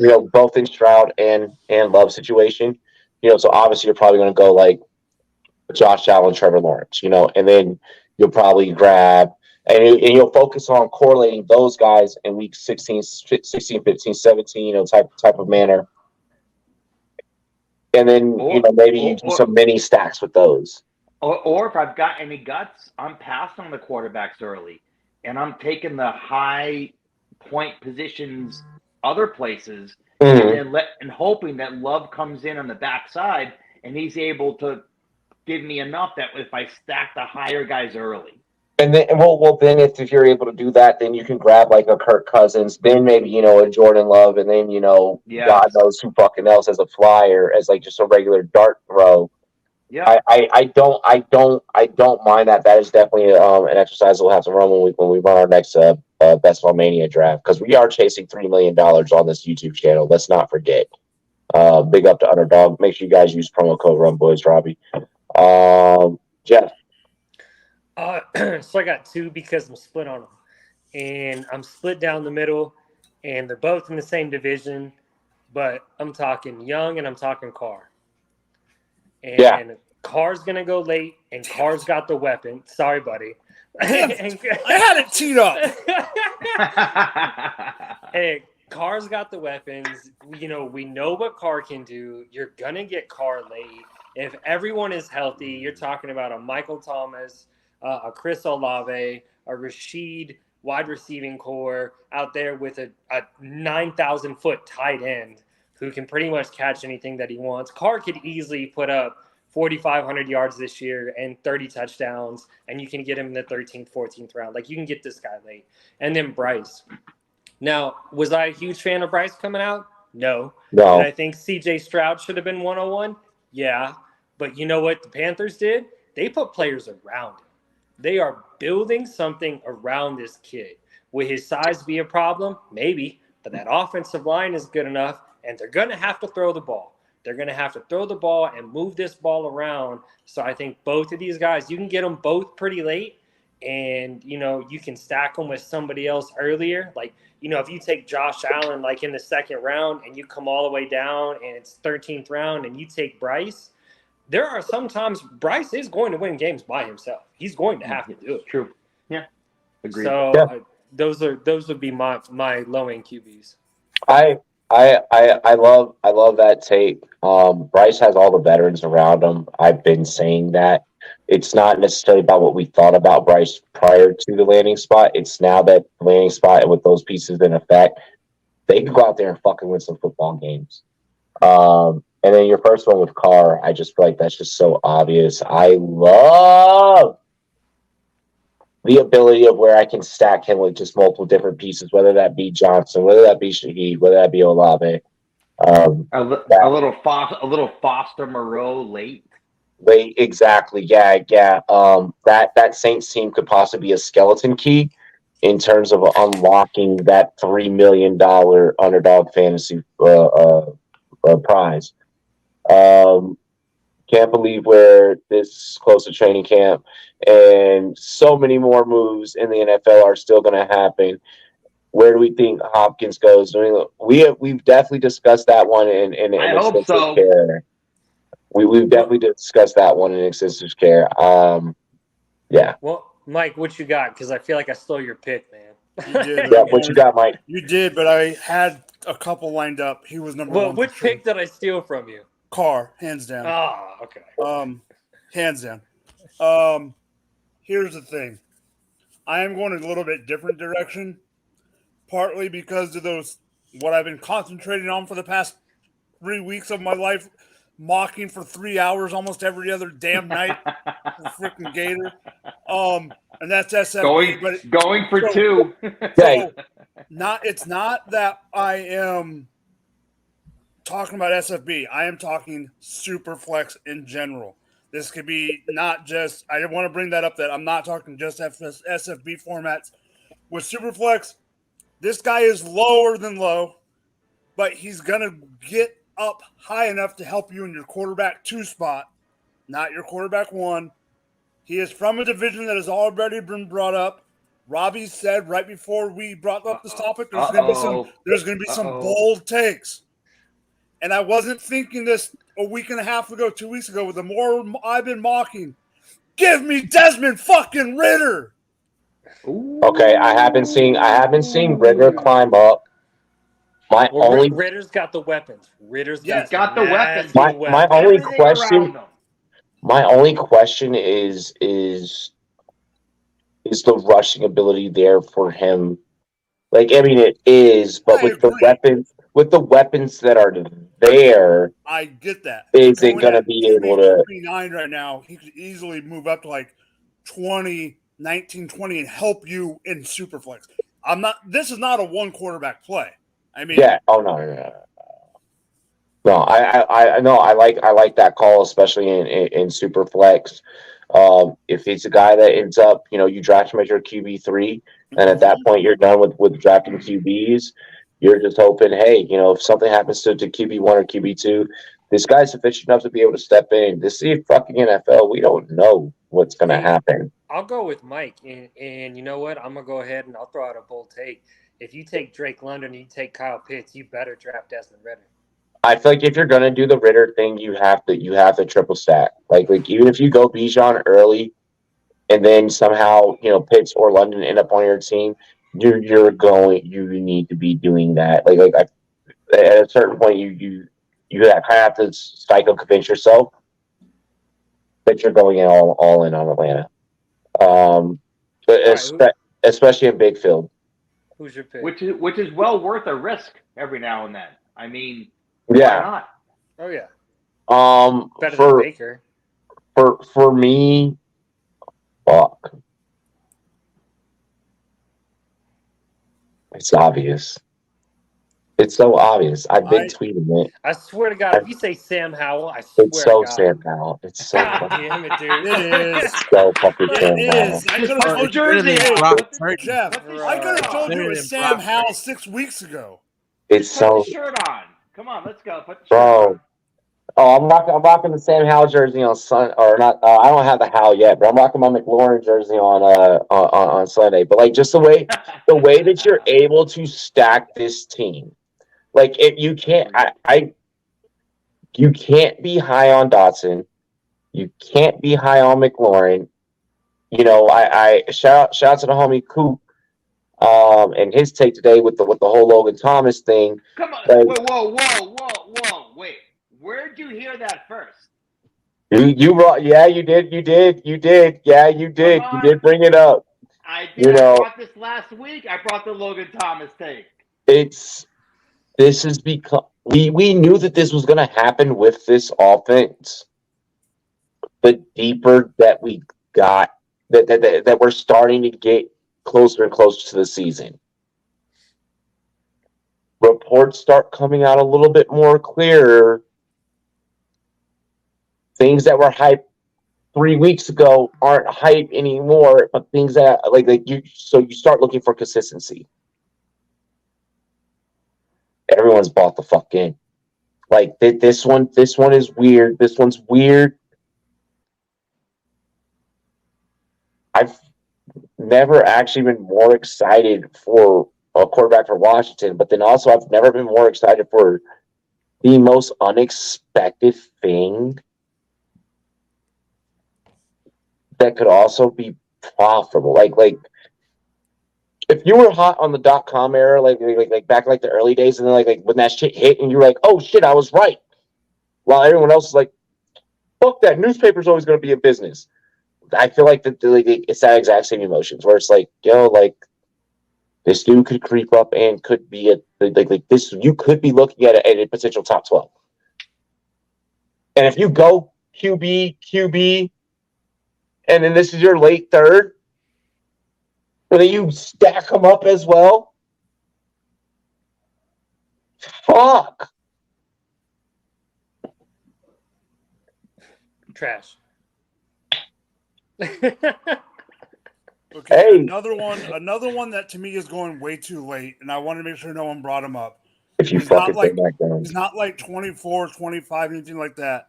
But even in the middle of quarterback That's 2 been range Bennett. and a 1 QB, how in the hell is Jared Goff only at QB 17 and underdog ADP?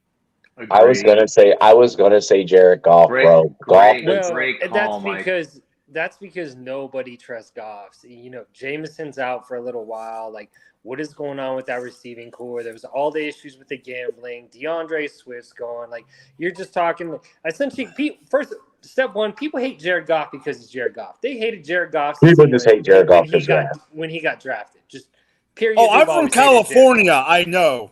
Like, they've just Yeah. always hated Jared Goff. Bro, Like, this man took the Rams to a Super Bowl and people still fucking hated him. I'm 3 hours north of LA. I know they hate him.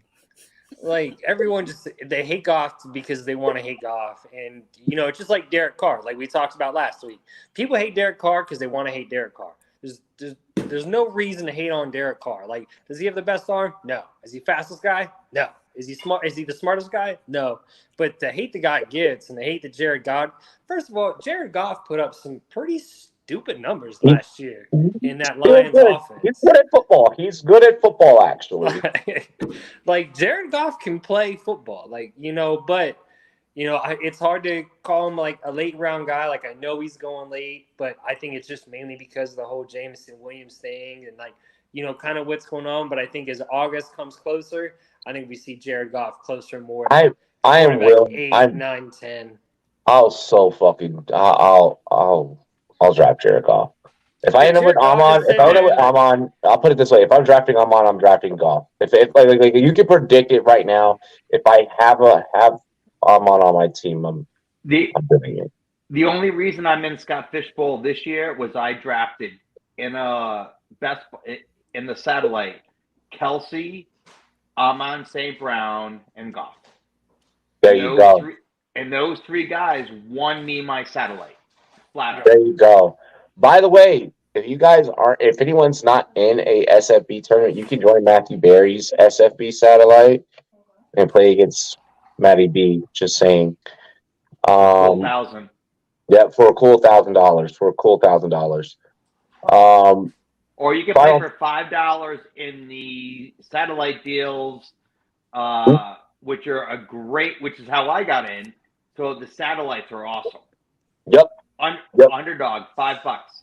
I started in a little baby satellite back in 2018. Let's get into the last topic. My favorite strategy to argue is tight end heavy worth it?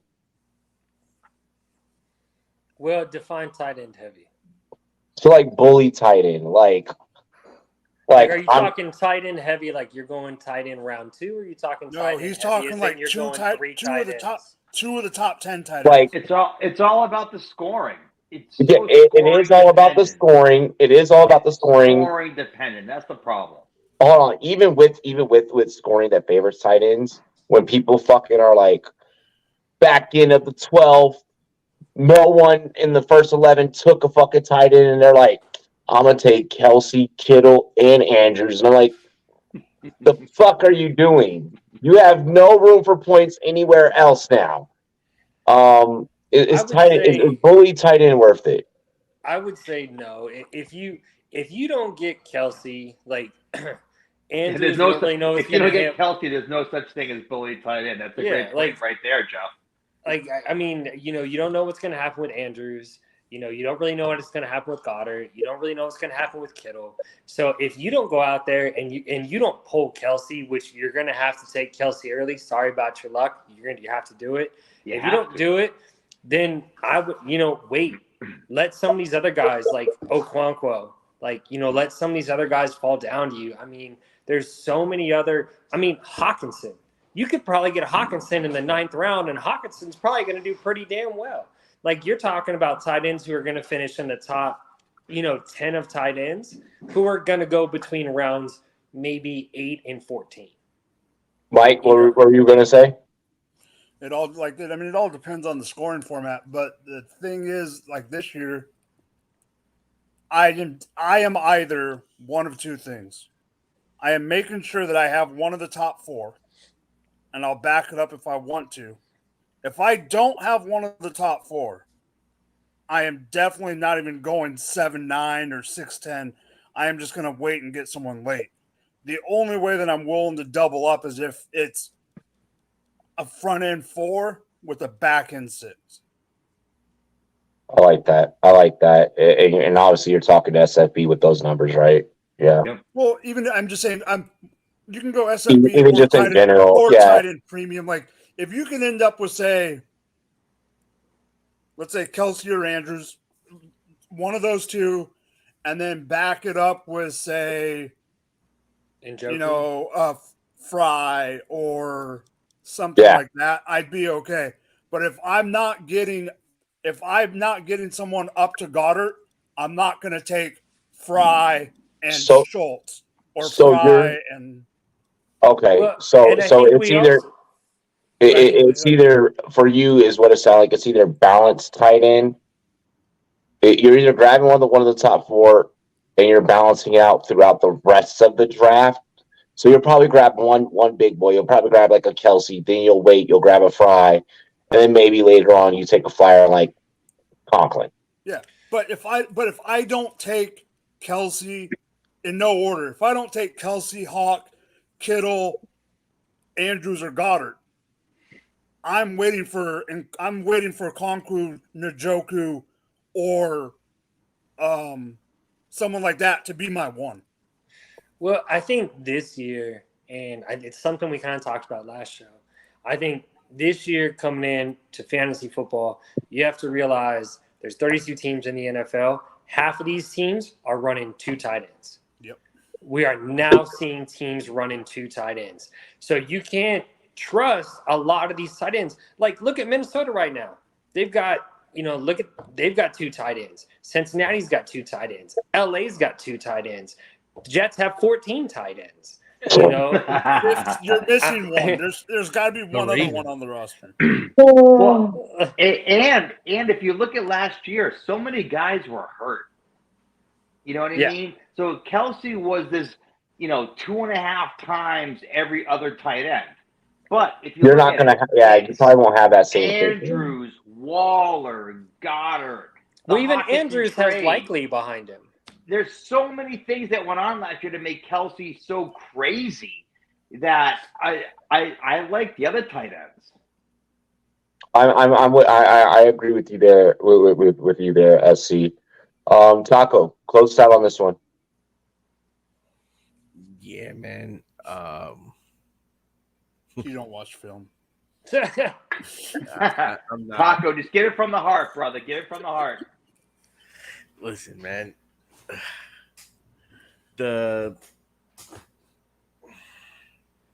I'm fucking late, bro. No, you don't. No. Taco, I will answer this for you, okay? Darren Waller. This is not a joke. Yeah. Darren Waller, I'm out. Peace. And I So agree with that this year. because that's But what fair. Taco's been doing in best ball. Taco will probably do a best ball drafts Like, fucking I don't know, Monday night. I just don't think there's been any year that tight end heavy's been worth it, because like at the best, the tight end is like what, not even a flex. But you Like, you know, like if you're not getting the early ones, you're not taking anyone till late, and then But you have people that do this and will lie their loyals on it, which I think is a fucking bloody stupid concept. Look, I think in best ball though, it's different than like a redraft. I'll say this about going bully tight end, about going heavy tight end. If you're gonna, you need to be going balanced tight end. Get you a big boy early. I am personally not paying the Kelsey premium. I'm not doing it. I'm not doing it. And Kelsey gets depends on where you older and so on and so forth. It doesn't depend on where I'm at. Yeah. I'm not buying Kelsey in the first round. Oh, you're bugging. There are, mathematically speaking, and then probability wise, there are other positions and there are different combinations that I can put together that are going to outscore that one player. I'm not going all in on that one guy. It's not all in. It's taking your first round pick on him. It just depends on who first. But that's it. But so when if you take each round as a all in mentality, for my first round pick, I don't want to limit myself in other areas, especially when at a position to where everyone's basically separated by what 0.4, 0.5. It's not 2 years ago. 2 years ago, it was only separated by 0.3. Well, and that was when everyone was healthy. That was when everyone was healthy. Between 1 and 2, Kelsey and the next guy, what was that difference? So last year, it was 0.6. Well, last year was huge because all the injuries. I mean, but you had to factor in injuries. You had to factor in injuries. Any other year before that, the tight end position is usually typically a fucking wasteland, which is why you had to create tight end premium in the first place. And even if Kelsey does well those other years, last year was so much more than the other years. Well, so I'm looking at it right now, and I'll put it this way: like if you're wondering about tight end and where to go right now on Sleeper, their projection: Kelsey 163 points, Christian McCaffrey 236 points. Yep. I'm not taking Kelsey in the first round because even in tight end, 370. You're talking about almost double the points. Like if for some reason Mahomes is sitting there and you're going, I don't know if I want Mahomes or Kelsey. Mahomes is going to get double the points Kelsey is, and let's say you get a tight end who gets 60 less points than Kelsey. That doesn't matter. Mahomes. That's not exactly great. Well said, Jeff. When you look at the grand scope of things, if I draft a lineup that has Jamar Chase, I take Kelsey over Chase. DK Metcalf. I take Kelsey over Chase. Hold on. I have Terry McLaurin. Then as my running backs, let's say I have Aaron Jones, Dameon Pierce. You see what's happening. Like these players mathematically, and when I'm balancing out my roster. And then for a tight end, let's say I grab a Njoku or I grab a Chig. I'm balancing out the points. I'm looking at playoffs. I'm looking at championships. I don't care. I don't give a fuck. I straight up do not give a fuck about walking away from a draft and being like, I have the sexiest team of all. Yep. Well, Taco, what I want to know, so you would take Kelsey over Chase when it's almost physically impossible that Kelsey outproduces Chase. So is that just based on positional value that you feel that you can't get another tight end to come close to Kelsey? Positional value is the only argument. I would think that when you look at the way the board shapes out, and like if I'm like, especially like when I drafted a 14-team league And I know that, you look at the tight end position, it's even a little bit thinner because you have a deeper net. No one's drafting in 14-team leagues. What happened? In a 14-teamer, yeah, I'll probably take Kelsey in the fucking first round because in a 14-teamer, things are scarce. No one does that. I'm talking about Jamar Chase over Kelsey. So I mean, you're going way deep in a 14 or a 12 team. That's going to be a conversation you can have. So if you're sitting let's say you're sitting at 103, you're taking Kelsey over Chase. I'm at 103. I'm still taking one of those running backs. I got Jefferson 1. I got CMC and Eckler over Jamar Chase for sure. Then that's probably where I can start talking about putting in Kelsey. In that 4 or 5 range is where I really start considering him. You do realize running backs not outscore wide receivers last year, right? Like as a whole. You understand that Eckler and Christian McCaffrey are the most hybrid type players that get red zone carries, that get goal line carries, that get receptions. They are the ultimate Swiss Army knives. That you're asking for an anomaly. You're asking for what you're asking for. So in underdog ADP currently, Kelsey is at 1, 2, 3, 4, 5. He's at player 6. Yep, he says 6. Yeah. Justin Jefferson, Jamar Chase, Christian McCaffrey, Cooper Kupp, Tyreek Hill, then Travis, then Diggs, and then the guy you have at number 3 overall, Taco. Come on, no way. I take Eckler over all those guys. Are we all forgetting one thing too? Eric Bieniemy is not the offensive coordinator anymore. No, fuck no. He's not. If you really think the next offensive, not only the positional prop but the volume prop. I'm talking. What do you mean the volume prop? You have a brand new offensive coordinator and a running back. But they're going to all of a sudden say we're not going to get the ball to our best player. No, their best player could be Pacheco. Your best player can't take on all that workload. Look at how many pieces they lost. Your best player. So you're going to give every single one of. You're going to give 79 fucking targets, 79 extra targets to Kelsey. No way. Plus, you've got Pacheco back there now. Pacheco's playing. Sky Moore's coming up. He's going to have the volume of a wide receiver. I mean, he'll have a tight end one's workload. He will still probably in tight end 1. It does not justify putting him over Jamar Chase. No way. It doesn't justify drafting him in the first round. Yes, it does. No. Yes, especially when you look at what you're getting in later on rounds. I think there's enough volume between wide receiver and running back that you can get away with. Even in tight end premium, he's not outscoring the receivers. Taco, are you talking tight end premium? I'm talking tight end premium. I'm talking tight end regular. I'm talking about in competitive leagues where you expect to be in the playoffs. You want that positional advantage, and I expect that I'm hitting. Go look at the numbers. Go look at the numbers last year. Shout out to ETR. Go check ETR. Go check ETR last year. I can't remember exactly what it was. Teams that drafted Kelsey in the first round did not have a high advance rate. They were not getting to the money. That's because you're drafting a player in the first round who is going to score half as many points as everybody else. Like he's not going to score half as many points. We just went through the math. I just told you. We just went through the math. 70 points.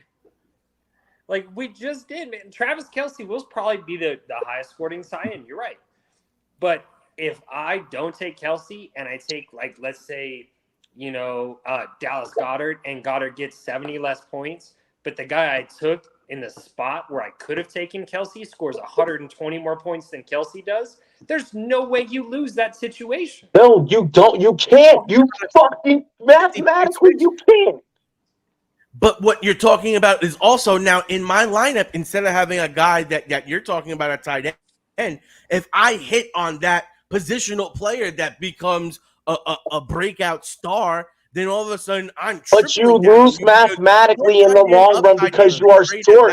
You are short. You are short.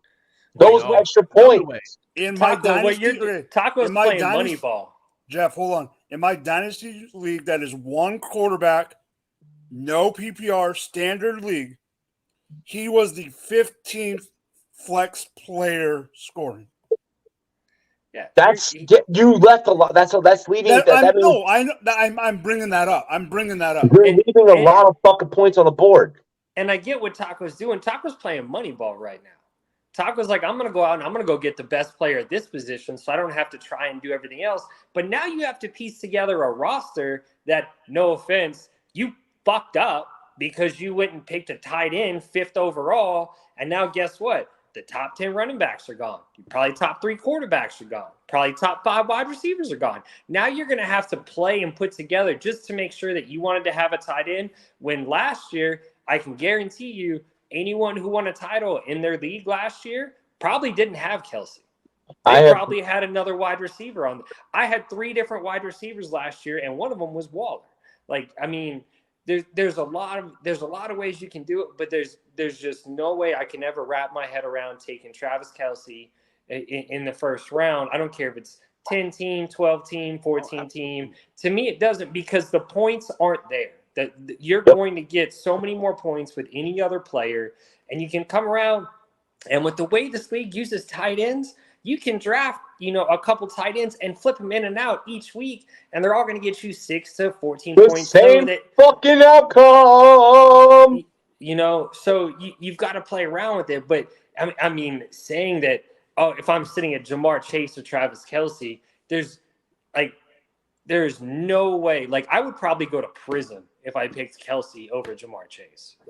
Someone's gonna do it Sunday, Jeff. Someone's gonna do it Sunday. Someone's gonna do it Sunday. No, stop. That's what I was gonna bring. That's the one thing I want to bring up. In SFB, he is not dropping past 4. Nope, he's not dropping past 4. It's him and the 3 quarterbacks chalk. The first 4 in any of those order. There's some of the live drafts have already taken them 1 overall. And that I have no problem with that with the SFB scoring. But I know you want it, but I would take him if he fell to me, I'm going to say it right now on air. Nope. If he fell to me at 5 where you're at and you don't take him, I ain't you're taking a that fucking shit. idiot. I ain't taking that shit. Taking him. I'm not I ain't taking that shit. Nope. I'm not taking him at 5. I would take him at 5 in a He's a red second. zone monster. He's a reception monster. Only because of this. There's not enough justification. It's only because the 2 points for the first down and the 2 points for the PPR. Oh, I just want to put how many SFB top 100 finishes does your boy have? I'm not fucking doing it. Robbie, how many times did you have those fucking finishes? Was it 2 points per first down and 2 points for a catch? 0. And I'm still not doing it. I'm still not doing it. I'm not either. No, I'm not either. And I'm going Lamar. Still not doing it. Yeah, you know why? Lamar? Because you drank his Kool-Aid. Oh. No, hold on. I'm the one. You could go back to my days with working with Stepmom Moore. Big shout to Stepmom Moore. I'm saying SC drank your Kool-Aid being in the 5s chat. No, SC knows what's good. SC knows what's good. The 5 chat is nice. Okay. The 5 chat is solid. When I was mocking at the 5. Bro, I'm about to talk so much drunk shit in the 5s tonight, Jeff. I was mocking at the 5 for a week and a half. I'm about to get everybody around up. Let's fucking go. No, Robbie, you know this. For a while, I thought I was going to be at the 5 hole. So for a while, I was mocking in the 5 hole. Where are you now, Mike? Where are you now? 7. He's 7. Fuck them. So I was going to, when I thought I was going to be in the 5 hole, I was mocking for like 2 weeks at the 5. I was taking Lamar Jackson every freaking time unless Kelsey fell to me, and I took Kelsey over Lamar. If Lamar falls to me at 5, I will be taking the Marvelous. I will be the Marvelous. What is the sunny day scenario for the 7? Huh? What's the best in the 7 slot? What are you guys in the 7 chat? I don't want to hear. What are you guys hoping for?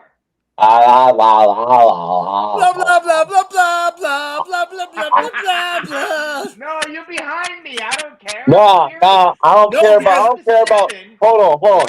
I'll say this. Falls to you. I'll say this to the chat leader. I don't give a fuck about what happens in none of y'all's chats. No, Jeff. Your chat leader's not as nice as me. I'm the best fucking chat leader in all of No, that's SFB. fine. But SC, does your hat match your division?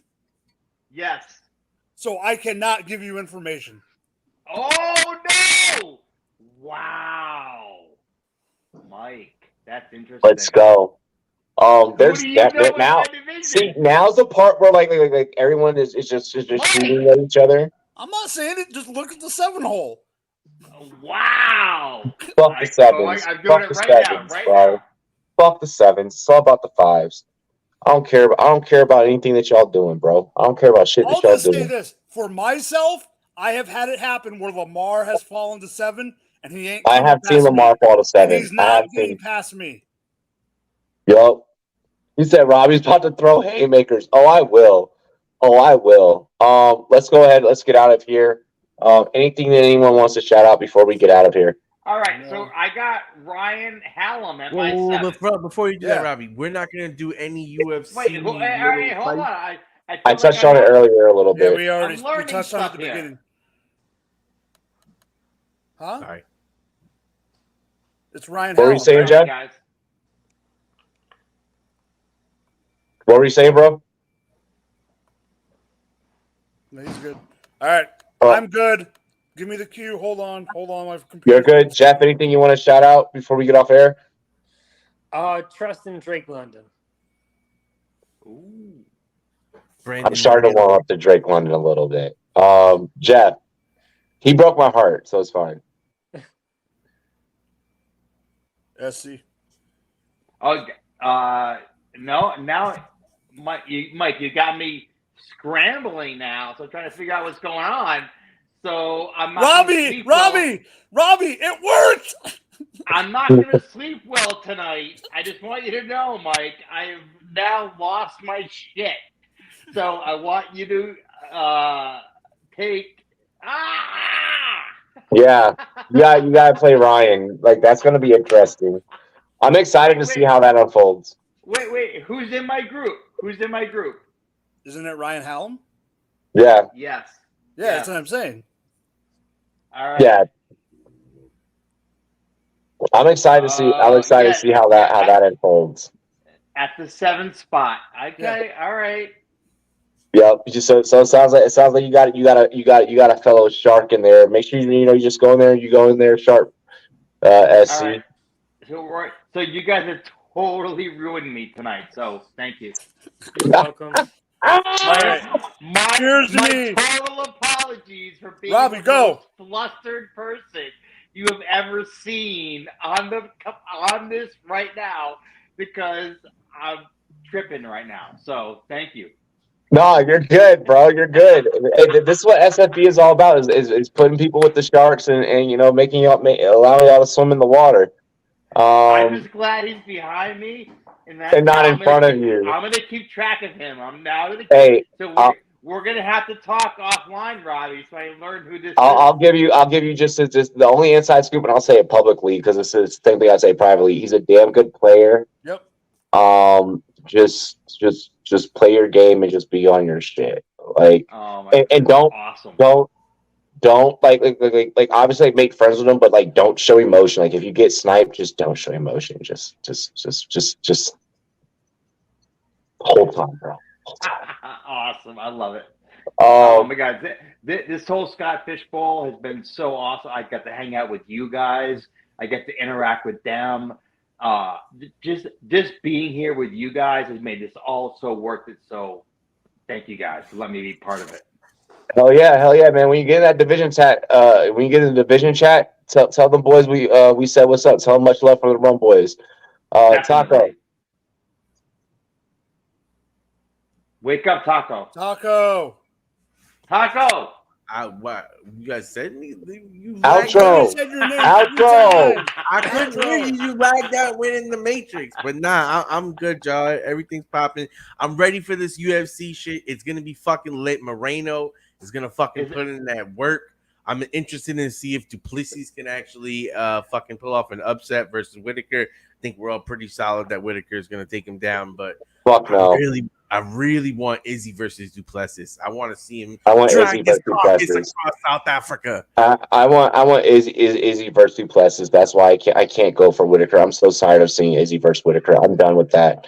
I'm so done with that. Even though Izzy said Izzy did say that if he has to face Whitaker again, that he's only going for the submission, and he said that on Andrew Schultz's podcast. But like, I don't care for that. If that fight happens again, I'm not watching it.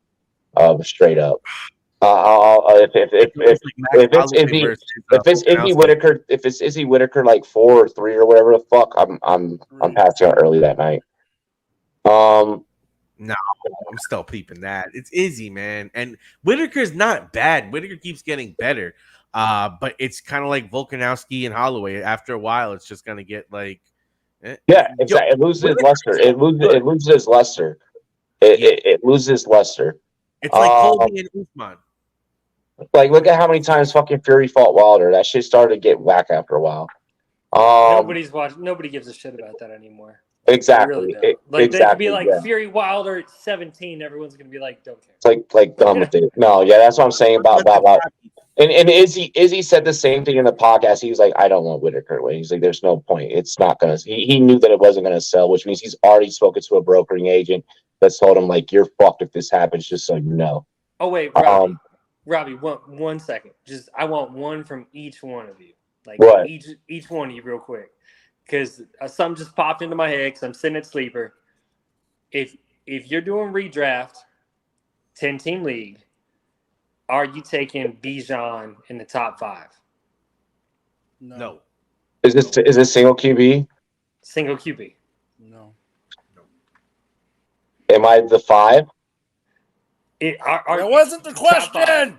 It's top 5. It wasn't if you're 5. Top 5? No. No. If I'm 5 and lower, I might fuck with that. I might flirt with that decision. Because his ADP is 7 right now on Sleeper, so that's why. Yeah, I'm gonna go yes. I mean, we're talking about 1 year only. Well, why not? The reason it's higher on Sleeper, like I said before we got on air. Oh, I know. I'm just saying. But the one thing I want to say is this is for everyone.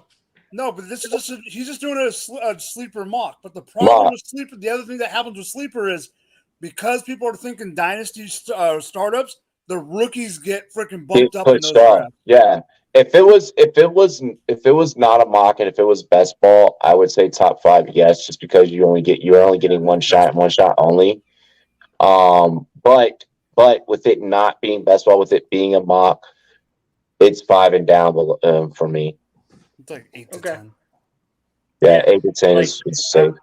If I'm 7 to 9, I'll probably take a shot on Bijan because I mean he's gonna get the touches. But I just like I said, I was looking at because I had the mock pulled up because we were talking about the Kelsey shit, so I was pulling up his projections and everything, and I was just looking at Bijan like at 7, and I'm just like, man, like how do you trust a rookie running back in a broken system to come up and be like? I mean, granted, he could. He has the talent. If you watched him at all at Texas, he's a phenomenal player. Yeah, it's tough. For me personally, I don't draft rookie running backs early. I know I'm the same guy that's missed out on the Zeke, the Saquons. I've missed out on all of that, but I've done it for good reasons. I've always remained profitable while doing so. It's a preference thing. It's just a preference thing. It's the best way I can. Yeah. All right, so we got a collective no from everybody. Okay. Yeah. Okay. Cheers to me. Cheers to you, all the Rumboyz and girls. What it do? I love and appreciate you. If you can make it to a live draft location, do so. Look up your closest live draft location. Spend some gas money. Go do it. It's going to be lit in its city. Other than that, you can meet us live and in person at the Fantasy Football Expo. And be on the lookout for some content coming where we may or may not be interviewing a Super Bowl 50 champion, a two-time Pro Bowler, 12 seasons in the NFL, 5 different teams. So be on the lookout. Cheers to me. Cheers to you, all the Rumboyz and girls. What to do? Dilly Dilly. Shot the D, baby.